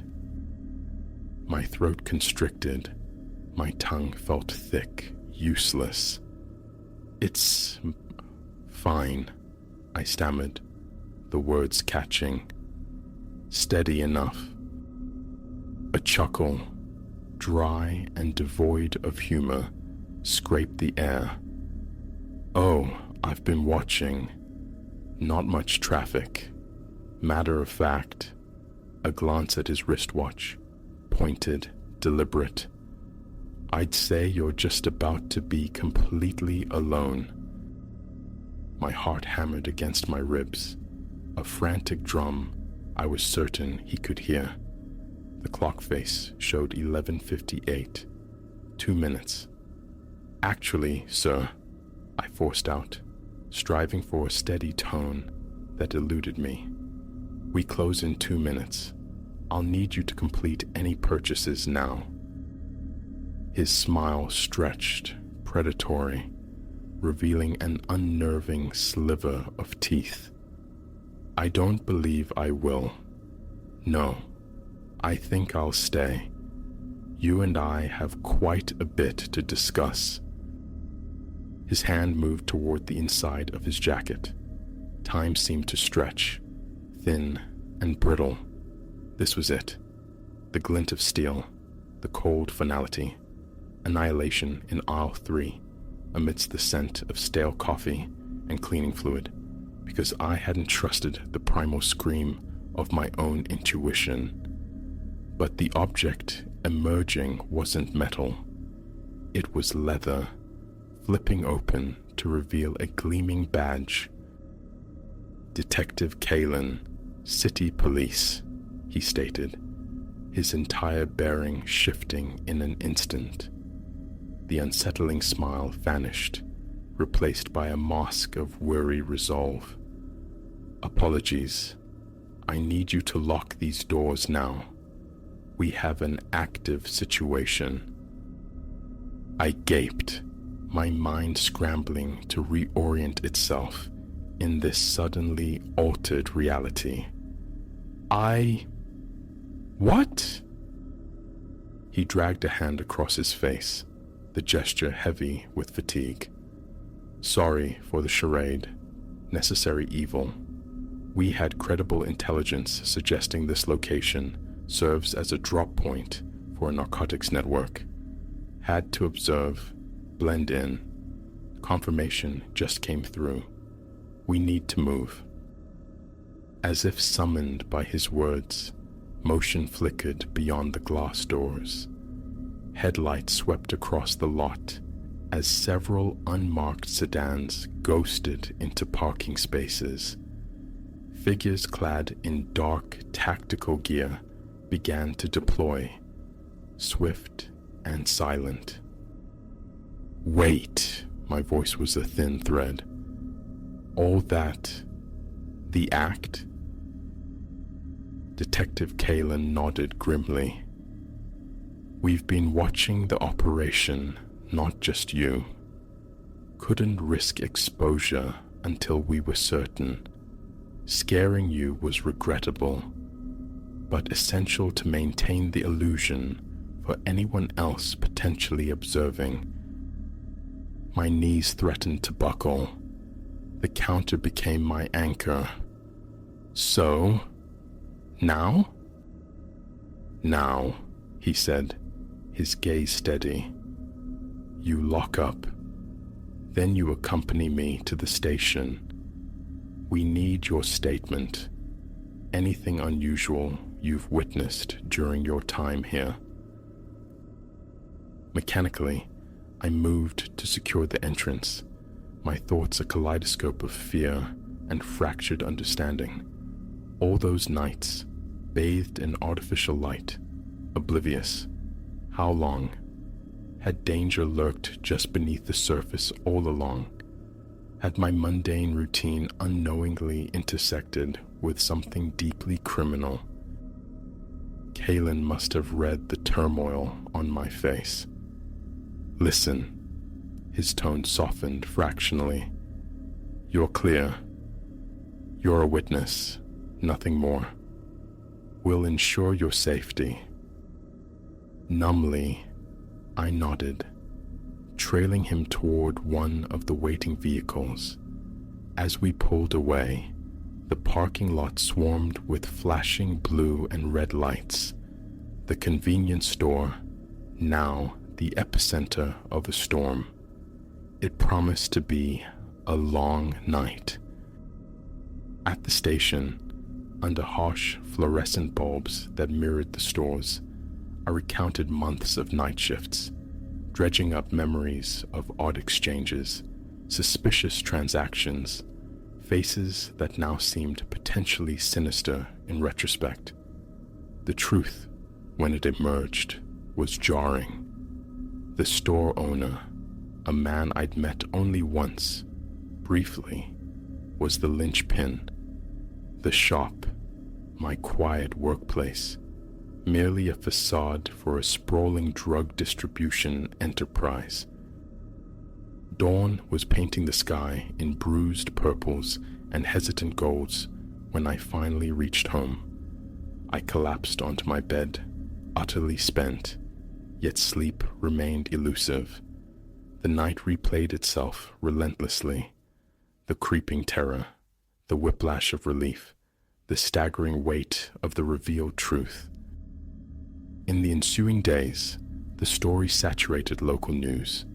Yellow tape barred the doors of the convenience store, a stark memorial to its secret life. More interviews followed, culminating eventually in courtroom testimony. I never returned to the nocturnal embrace of the night shift.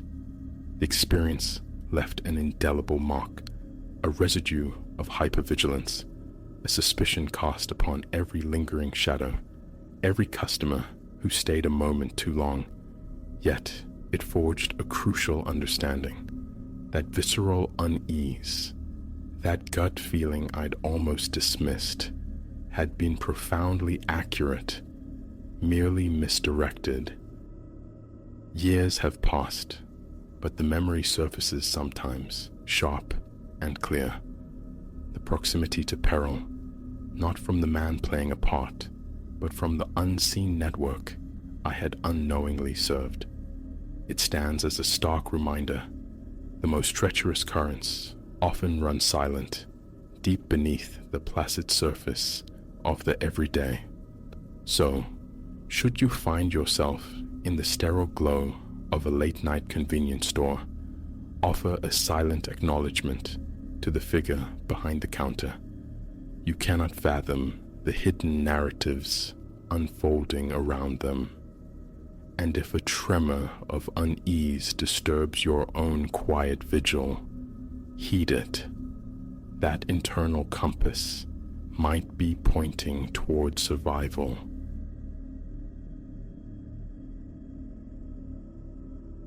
Sunday afternoon, shadows were stretching long across Elias's floor when the first missive arrived. It lay there on the mat, encased in a brittle, time-yellowed envelope, innocent of any postage.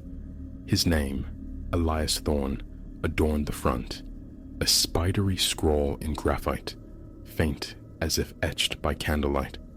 An inexplicable tremor ran through him before his fingers even breached the seal. The paper exhaled an aroma of dry decay, of things stored too long in lightless boxes. Inside, a single word, iterated relentlessly in a frantic, uneven hand. Come. What summons was this? Elias placed the cryptic note upon his kitchen counter, a peculiar constriction seizing his chest. He attempted to dismiss it as inconsequential, some elaborate jest, perhaps, or a bizarre piece of viral marketing. No location beckoned, no hour was specified, just that stark, insistent imperative. Come. He forced himself through the motions of the following day, feigning normalcy at his desk job. Yet, returning home, he found its twin slipped beneath his apartment door. The identical archaic script, the same scent of forgotten attics, the same solitary verb. Come. A knot formed low in his belly. He scanned the empty corridor.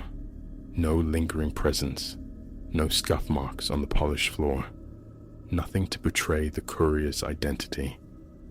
Locking himself inside, he stood for long moments, the envelope clutched in a hand growing damp, his mind a frantic scramble of unanswerable questions. Eventually, he consigned it to a drawer, seeking refuge in the mundane ritual of preparing dinner. The third materialized the next morning, nestled amongst junk mail in his mailbox. Again, no stamp, no sender, merely, come. The characters this time seemed bolder, more pronounced, as if the urgency had intensified. A tightness radiated through his ribs. Back inside, he compulsively checked his phone. No missed calls from unfamiliar numbers, no cryptic texts. He slumped onto the sofa, the television flickering unnoticed, his gaze repeatedly drawn to the front door, half expecting a cascade of envelopes to appear from the ether. By week's end, the count had reached 5, each a replica of the first, aged casing, fragile paper whispering its dusty scent, the unwavering command. Elias found himself performing nightly rituals, verifying locks on windows and doors, the sensation of being watched becoming a near-constant companion. His skin prickled at the slightest nocturnal sound, a branch skittering against the glass, the distant sigh of passing traffic. Minor noises made him jolt. Sleep offered little respite, fractured by sweat-soaked awakenings, convinced he'd heard phantom rustlings just outside his door, only to find profound silence upon investigation. On the 6th day, an undeniable compulsion took root. It defied logic, this burgeoning certainty. The letters offered no coordinates, yet an image bloomed in his mind with startling clarity. The derelict train station moldering on the city's fringe. He possessed no conscious memory of the place, had never set foot inside its decaying shell, knew only that it had been decommissioned decades prior. He'd glimpsed it once, perhaps, a fleeting impression of boarded-up windows and stark warnings against trespassing. Still, that morning, he awoke possessed by the unshakable conviction that the letters were directing him there. A visceral dread coiled within him, yet the alternative, inaction, felt suddenly impossible. Thus, Elias drove, leaving the familiar city grid behind, heading towards the skeletal remains of the station. He parked beside a perimeter fence, weeping rust. Midday sun struggled through a thick overcast, leaching the color from the world, bathing the scene in a flat, lifeless light. Climbing from the car, an uneasy current traced its way up his spine. The station itself stood gray and violated, scarred by layers of spray-painted pronouncements, a garish skin over old stone. Broken panes gaped like empty sockets on the upper floors. Loose timbers groaned under the wind's persuasion. He picked his way over scattered detritus, circling the edifice, searching for an entrance, a sign, any clue to the sender's identity. A breach in the fence offered passage. Beyond lay an old loading bay, its concrete fractured, dotted with pools of stagnant, iridescent water. A peculiar miasma hung in the air, damp earth and old lubricants. His heart hammered against his ribs. Treading cautiously, mindful of shattered glass, he spotted a massive cargo door, slightly ajar. From the gap spilled a sickly luminescence, the weak pulse of a failing fluorescent tube, or perhaps a battery lamp. Peering inside, anticipating confrontation, he found only emptiness. He stepped across the threshold. There, positioned centrally beneath the flickering overhead light, sat a lone rocking chair, oriented towards the door as if in silent expectation.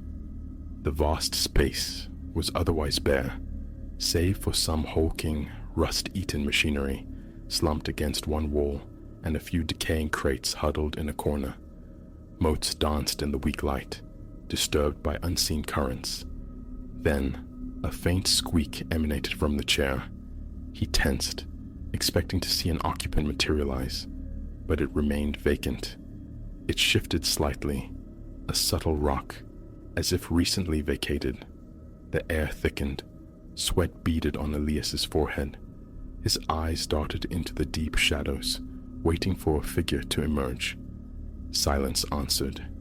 He stood frozen for a long minute, adrift, the rhythmic creak, creak of the rocking chair raising the hairs on his arms. The impulse to speak, to to call out died in his throat. Hesitantly, he approached the chair.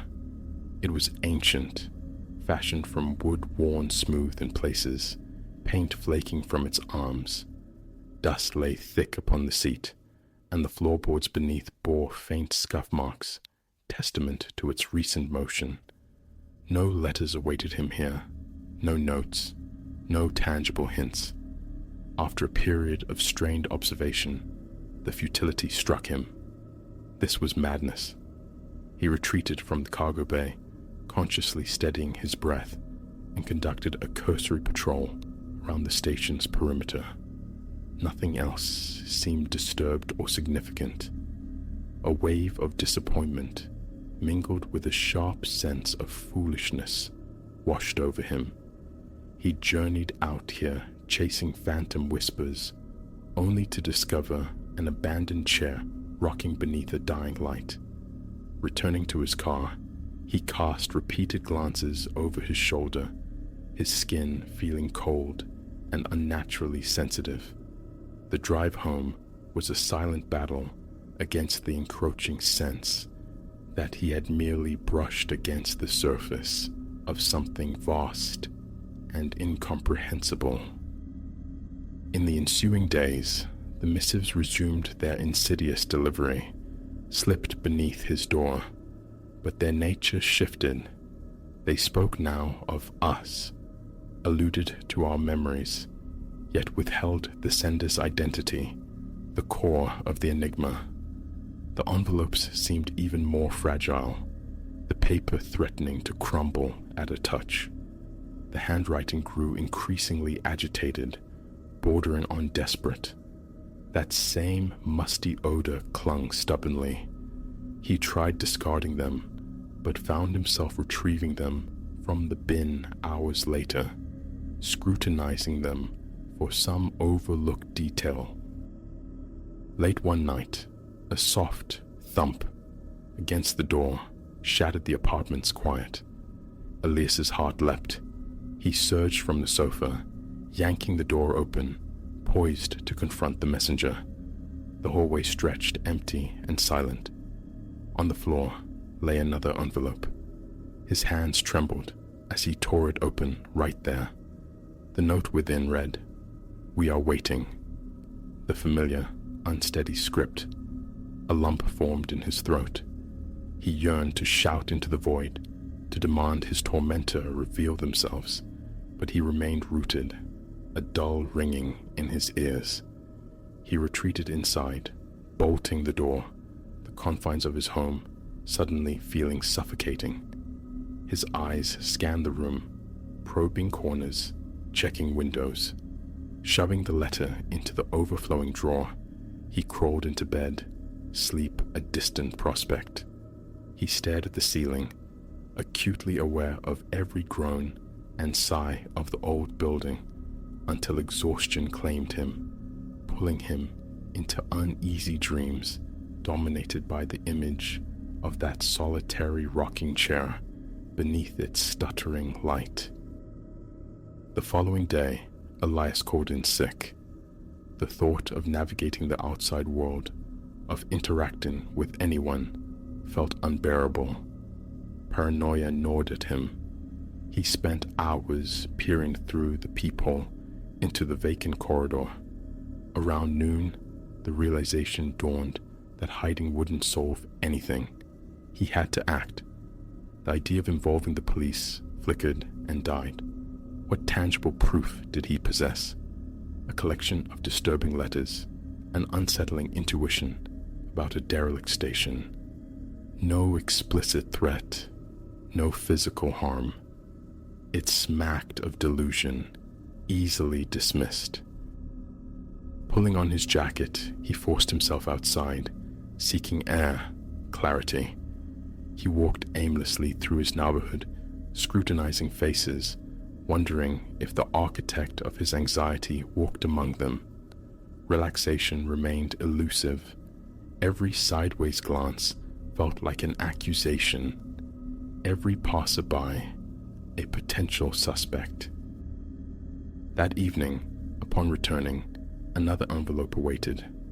This time, the text within spoke of the place where we meet, explicitly instructing him back to the old station's loading bay at a specific hour, midnight, the first instance of a designated time. His pulse surged. Logic screamed caution, yet an inexorable pull deep within his gut negated reason. He had to know. Fear warred with the desperate need for resolution. The prospect of continuing this torment indefinitely was more terrifying than confrontation. He spent the remaining hours pacing, a caged animal in his own apartment. Should he tell someone? Bring backup? Ultimately, he left his phone on the kitchen counter, possessed by a perhaps irrational fear that involving others might provoke escalation, frighten off the entity orchestrating this. His muscles remained coiled tight, his jaw clenched, whenever the image of the rocking chair surfaced.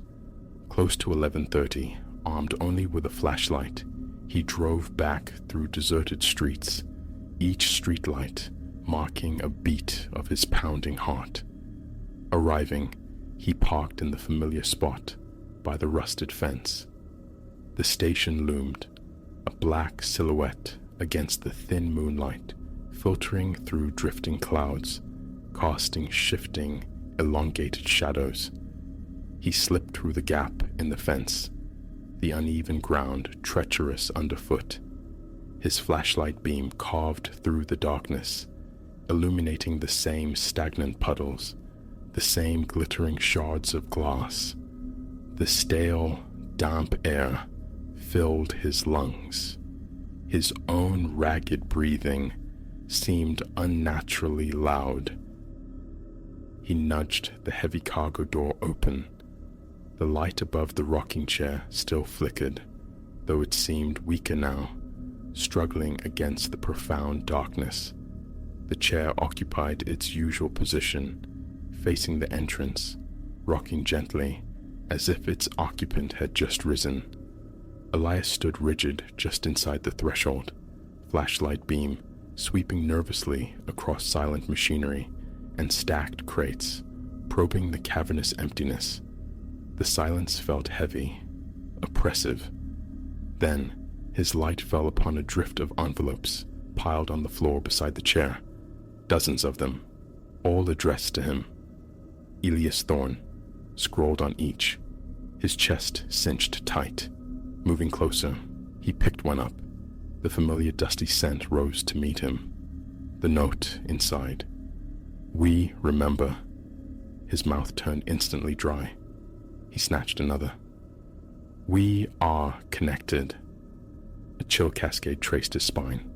He swept the light around the vast space again, fully expecting a figure to step from behind a crate, to appear suddenly in the doorway.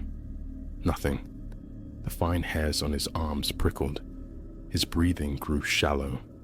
He tore open several more envelopes, variations on a theme, memories, connection, waiting. Confusion warred with a rising tide of dread. Who was we?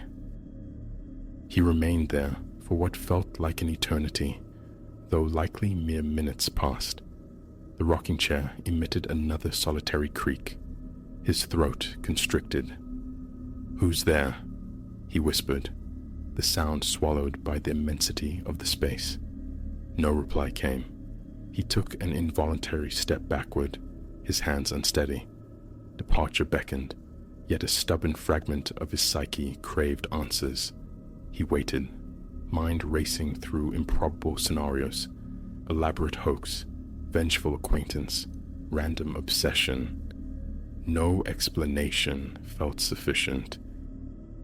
Finally, the oppressive weight of the place, the feeling of the very walls closing in, became unbearable. He turned to leave. As his foot crossed the threshold, one final mournful creak echoed from the rocking chair. He didn't look back. He hurried through the darkness, pushing the cargo door shut behind him. The night air outside felt startlingly fresh, yet cold.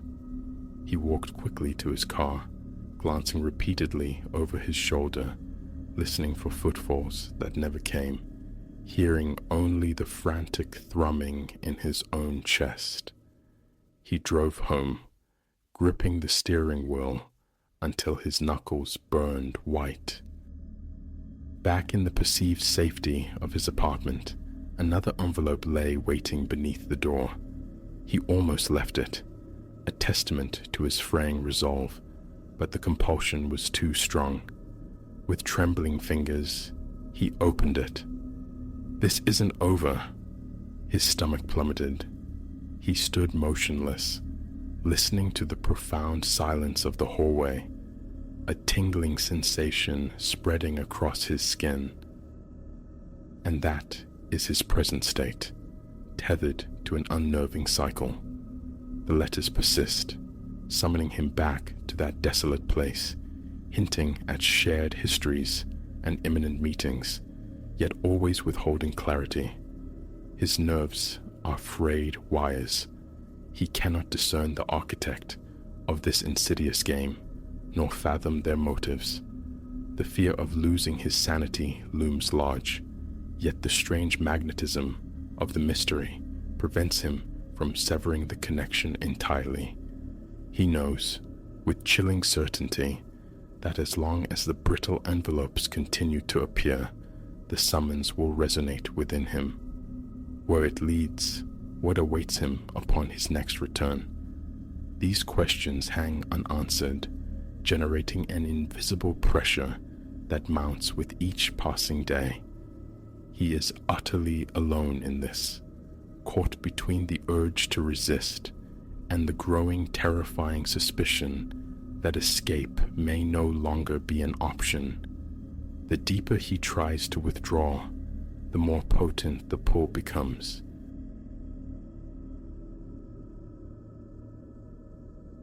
A Saturday morning pallor hung over the city as Elias pushed open the door to the venerable luthier's emporium. The air inside, thick with the ghosts of rosin and aged timber. His throat felt scraped raw, testament to a night spent wrestling wakefulness, chasing the elusive phantom of inspiration for a new composition. Dust motes danced in the fractured beams of light, piercing the gloom, illuminating walls crowded with the silent, scarred bodies of violins, violas, cellos. Somewhere, a small heater pulsed with a low, insistent thrum against the intermittent flicker of overhead fluorescent tubes. His gaze drifted, a restless scavenger sifting through shelves laden with instruments, seeking a flicker, a sign, anything to ignite his dormant creativity. A clutch of bows lay haphazardly against a counter scarred by time and use. And then, tucked away on a rack near the shadowed rear of the shop, his eyes snagged on it.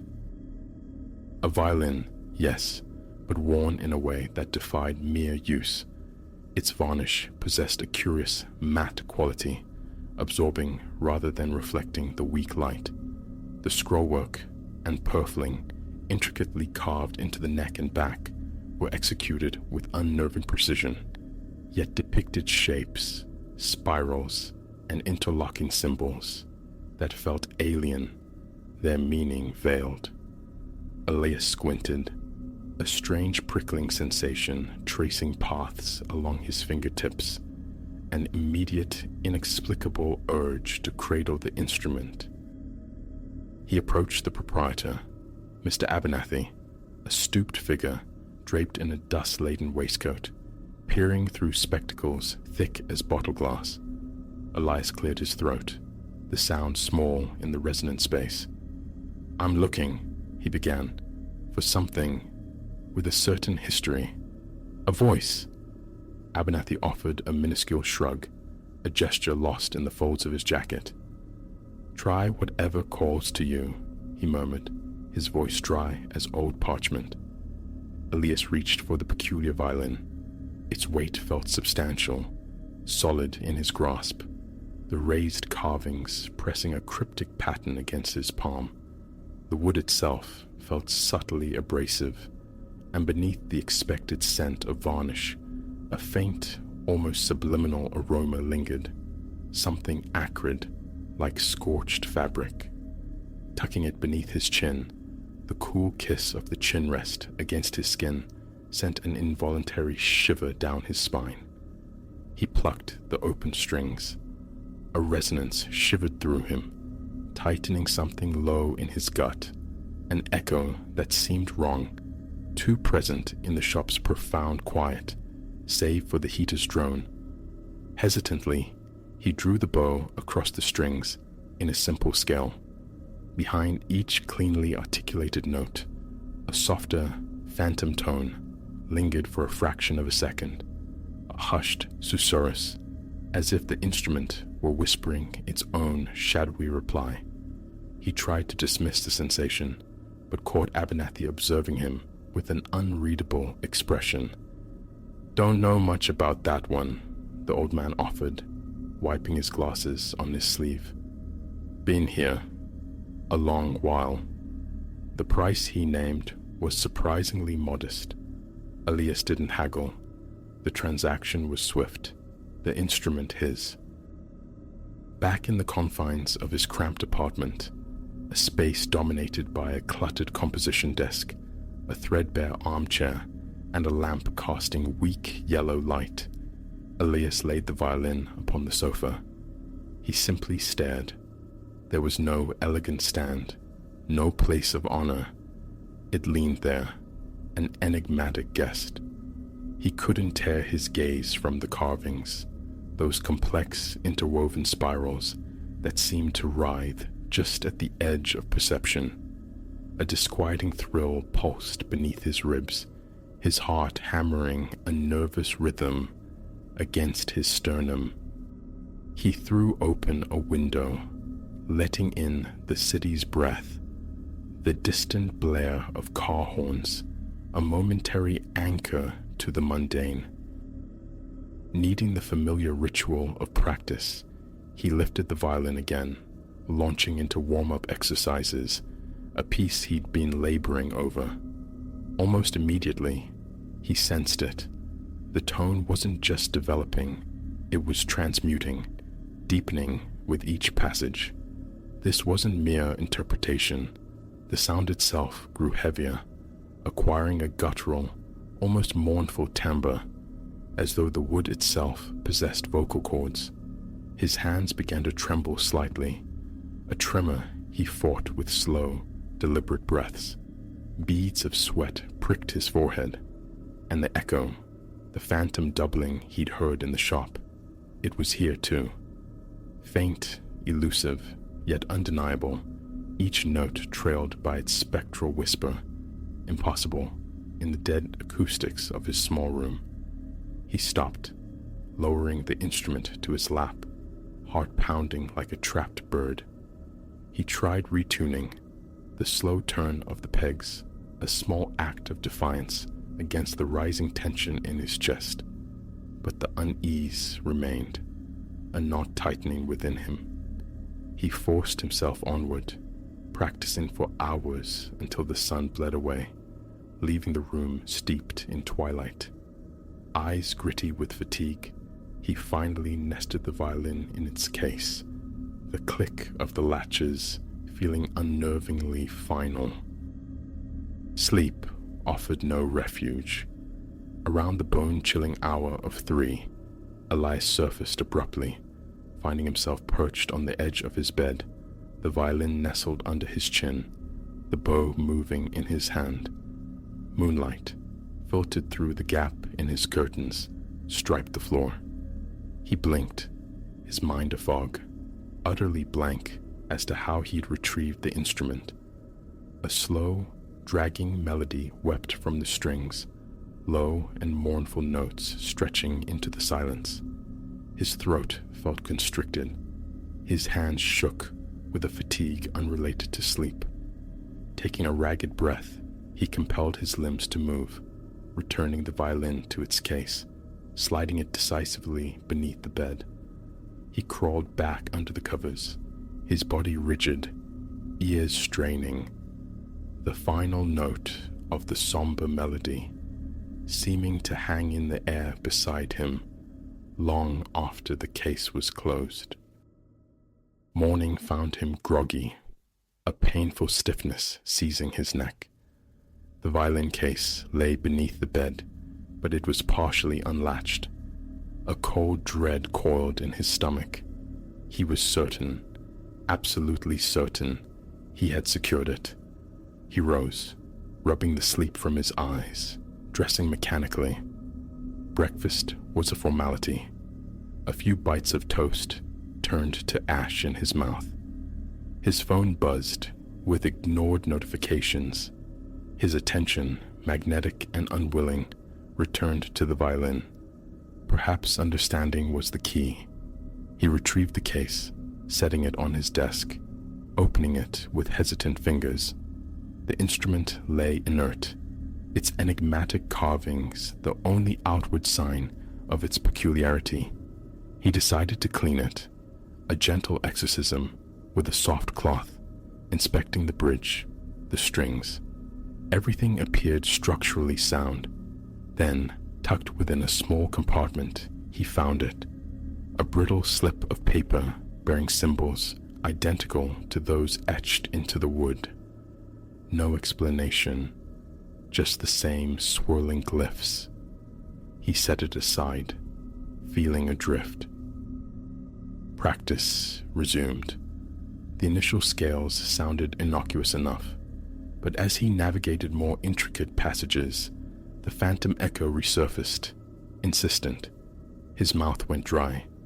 He fought to concentrate, but the echo swelled in his perception, a ghostly twin playing just behind his shoulder. Setting the instrument down, he pressed his fingers to his temples, his palms clammy. An idea sparked. Record it. He played again, his phone capturing the sound. The playback revealed only his solitary performance, clean and unaccompanied. Yet playing live, the spectral resonance persisted. So tangible, he found himself glancing over his shoulder, expecting empty air. By the session's end, the violin's voice had undergone another transformation.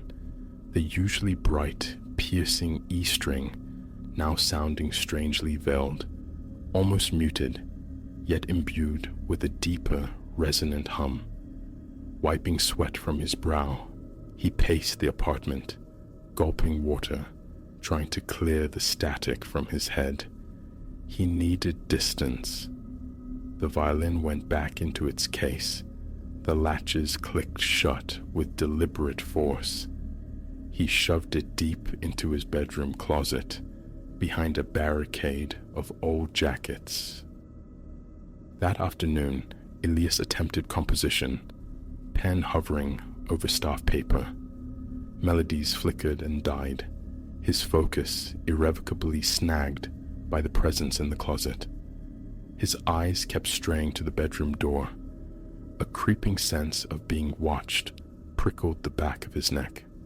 He turned on music, desperate for noise to fill the oppressive silence. The hours crawled. He avoided the closet, tried losing himself in television, but concentration fractured. Was that a sound? A faint, sustained tone, seemingly emanating from the bedroom? He killed the TV, listening intently. Silence answered. A dull ache began to throb behind his eyes. Later, exhaustion claimed him in the armchair. He jolted awake to a sharp, resonant sound. The violin was in his lap. Again, he nearly dropped it, a gasp catching in his throat. His chest seized, hands icy despite the room's stuffiness. The lamp still burned. He must have drifted off with it on. How had the violin come to be here? When? His thoughts scattered like startled birds. Breathing deeply, he fought for calm against the frantic drumming of his pulse. Gooseflesh prickled his arms. The room was utterly still, yet the violin felt inexplicably warm, as if recently played for hours. His fingertips smarted. With trembling hands, he set it on the coffee table.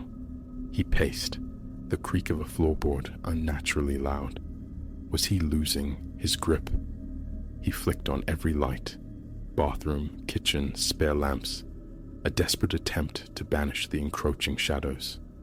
Darkness felt predatory tonight. He found himself staring at the violin, its silent presence dominating the small room.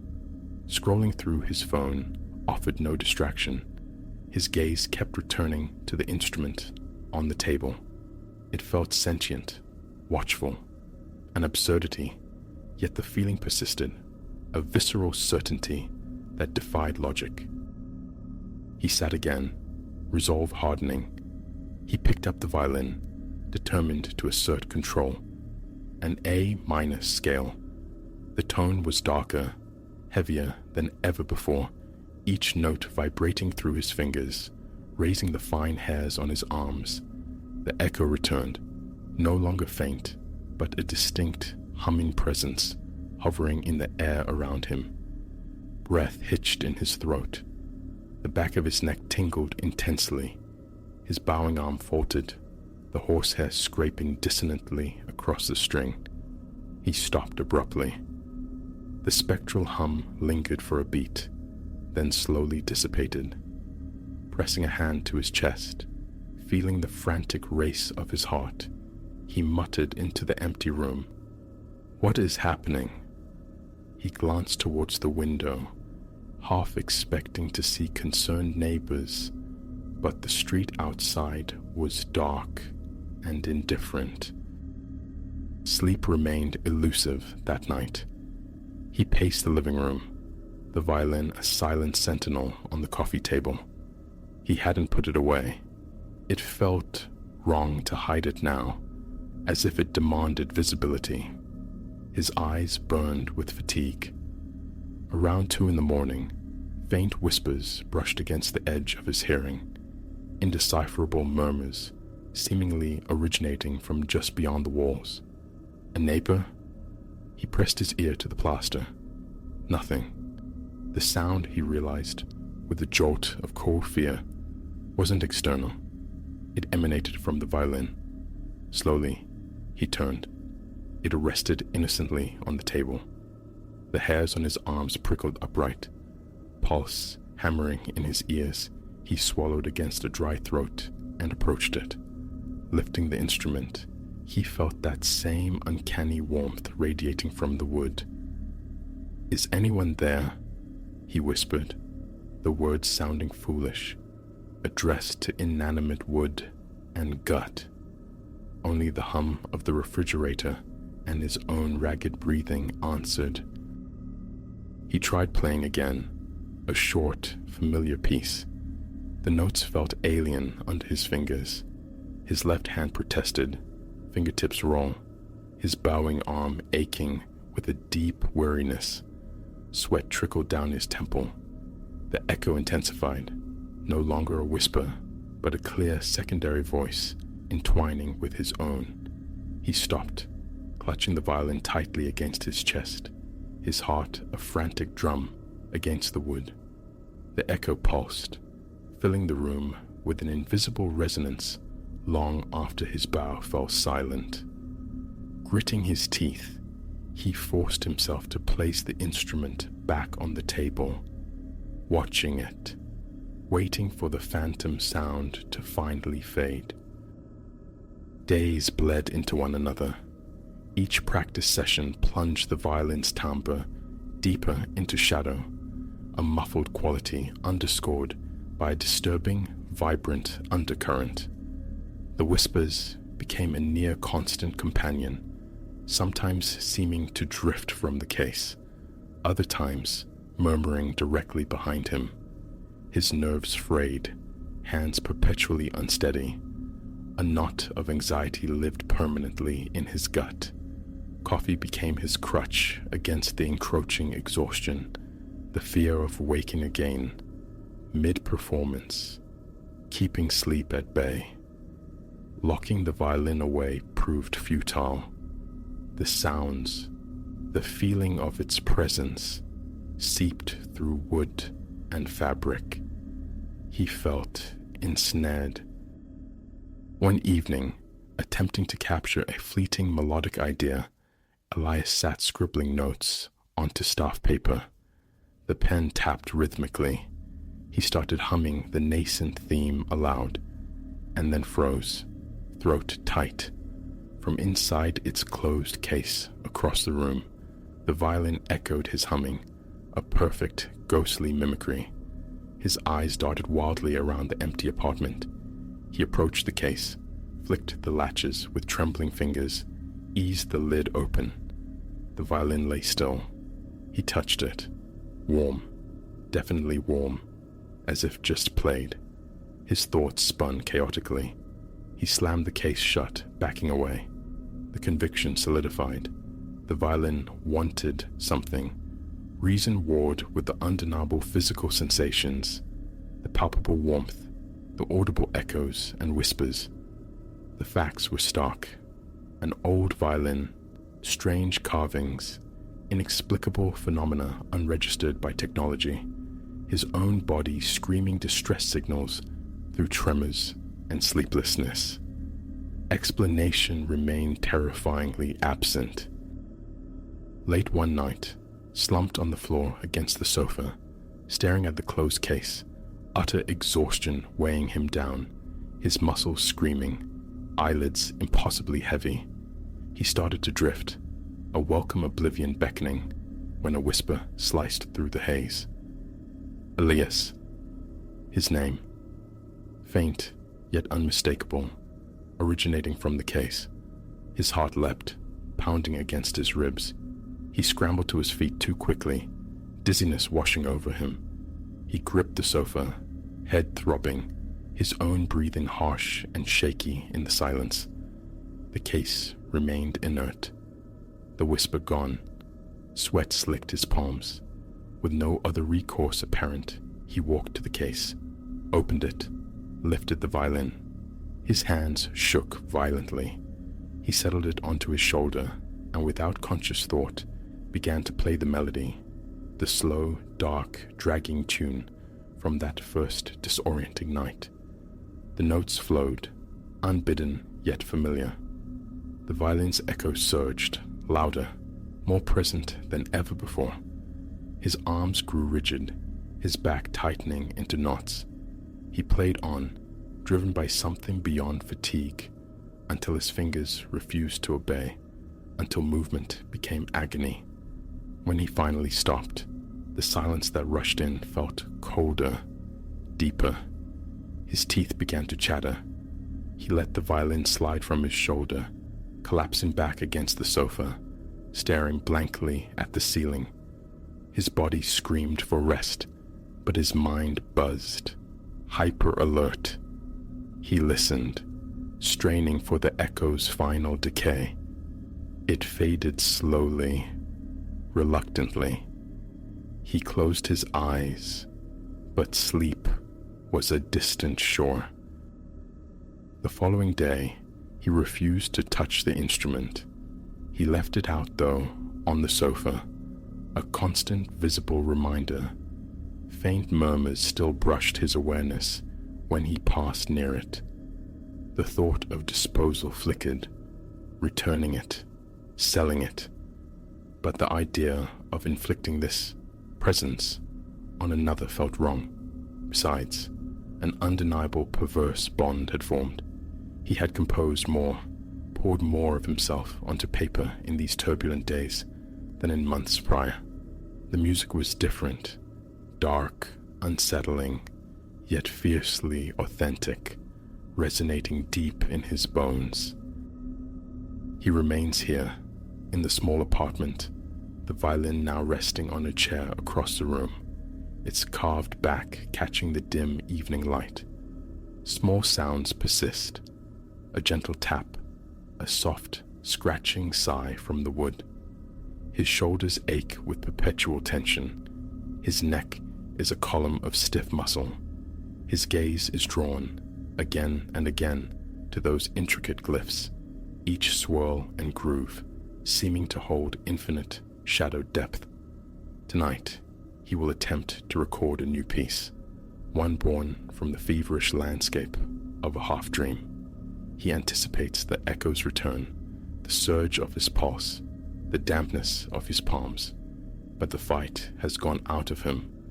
This violin, this entity, whatever it is, might be drawing him towards an abyss, yet it has undeniably given his music a terrifying, compelling direction.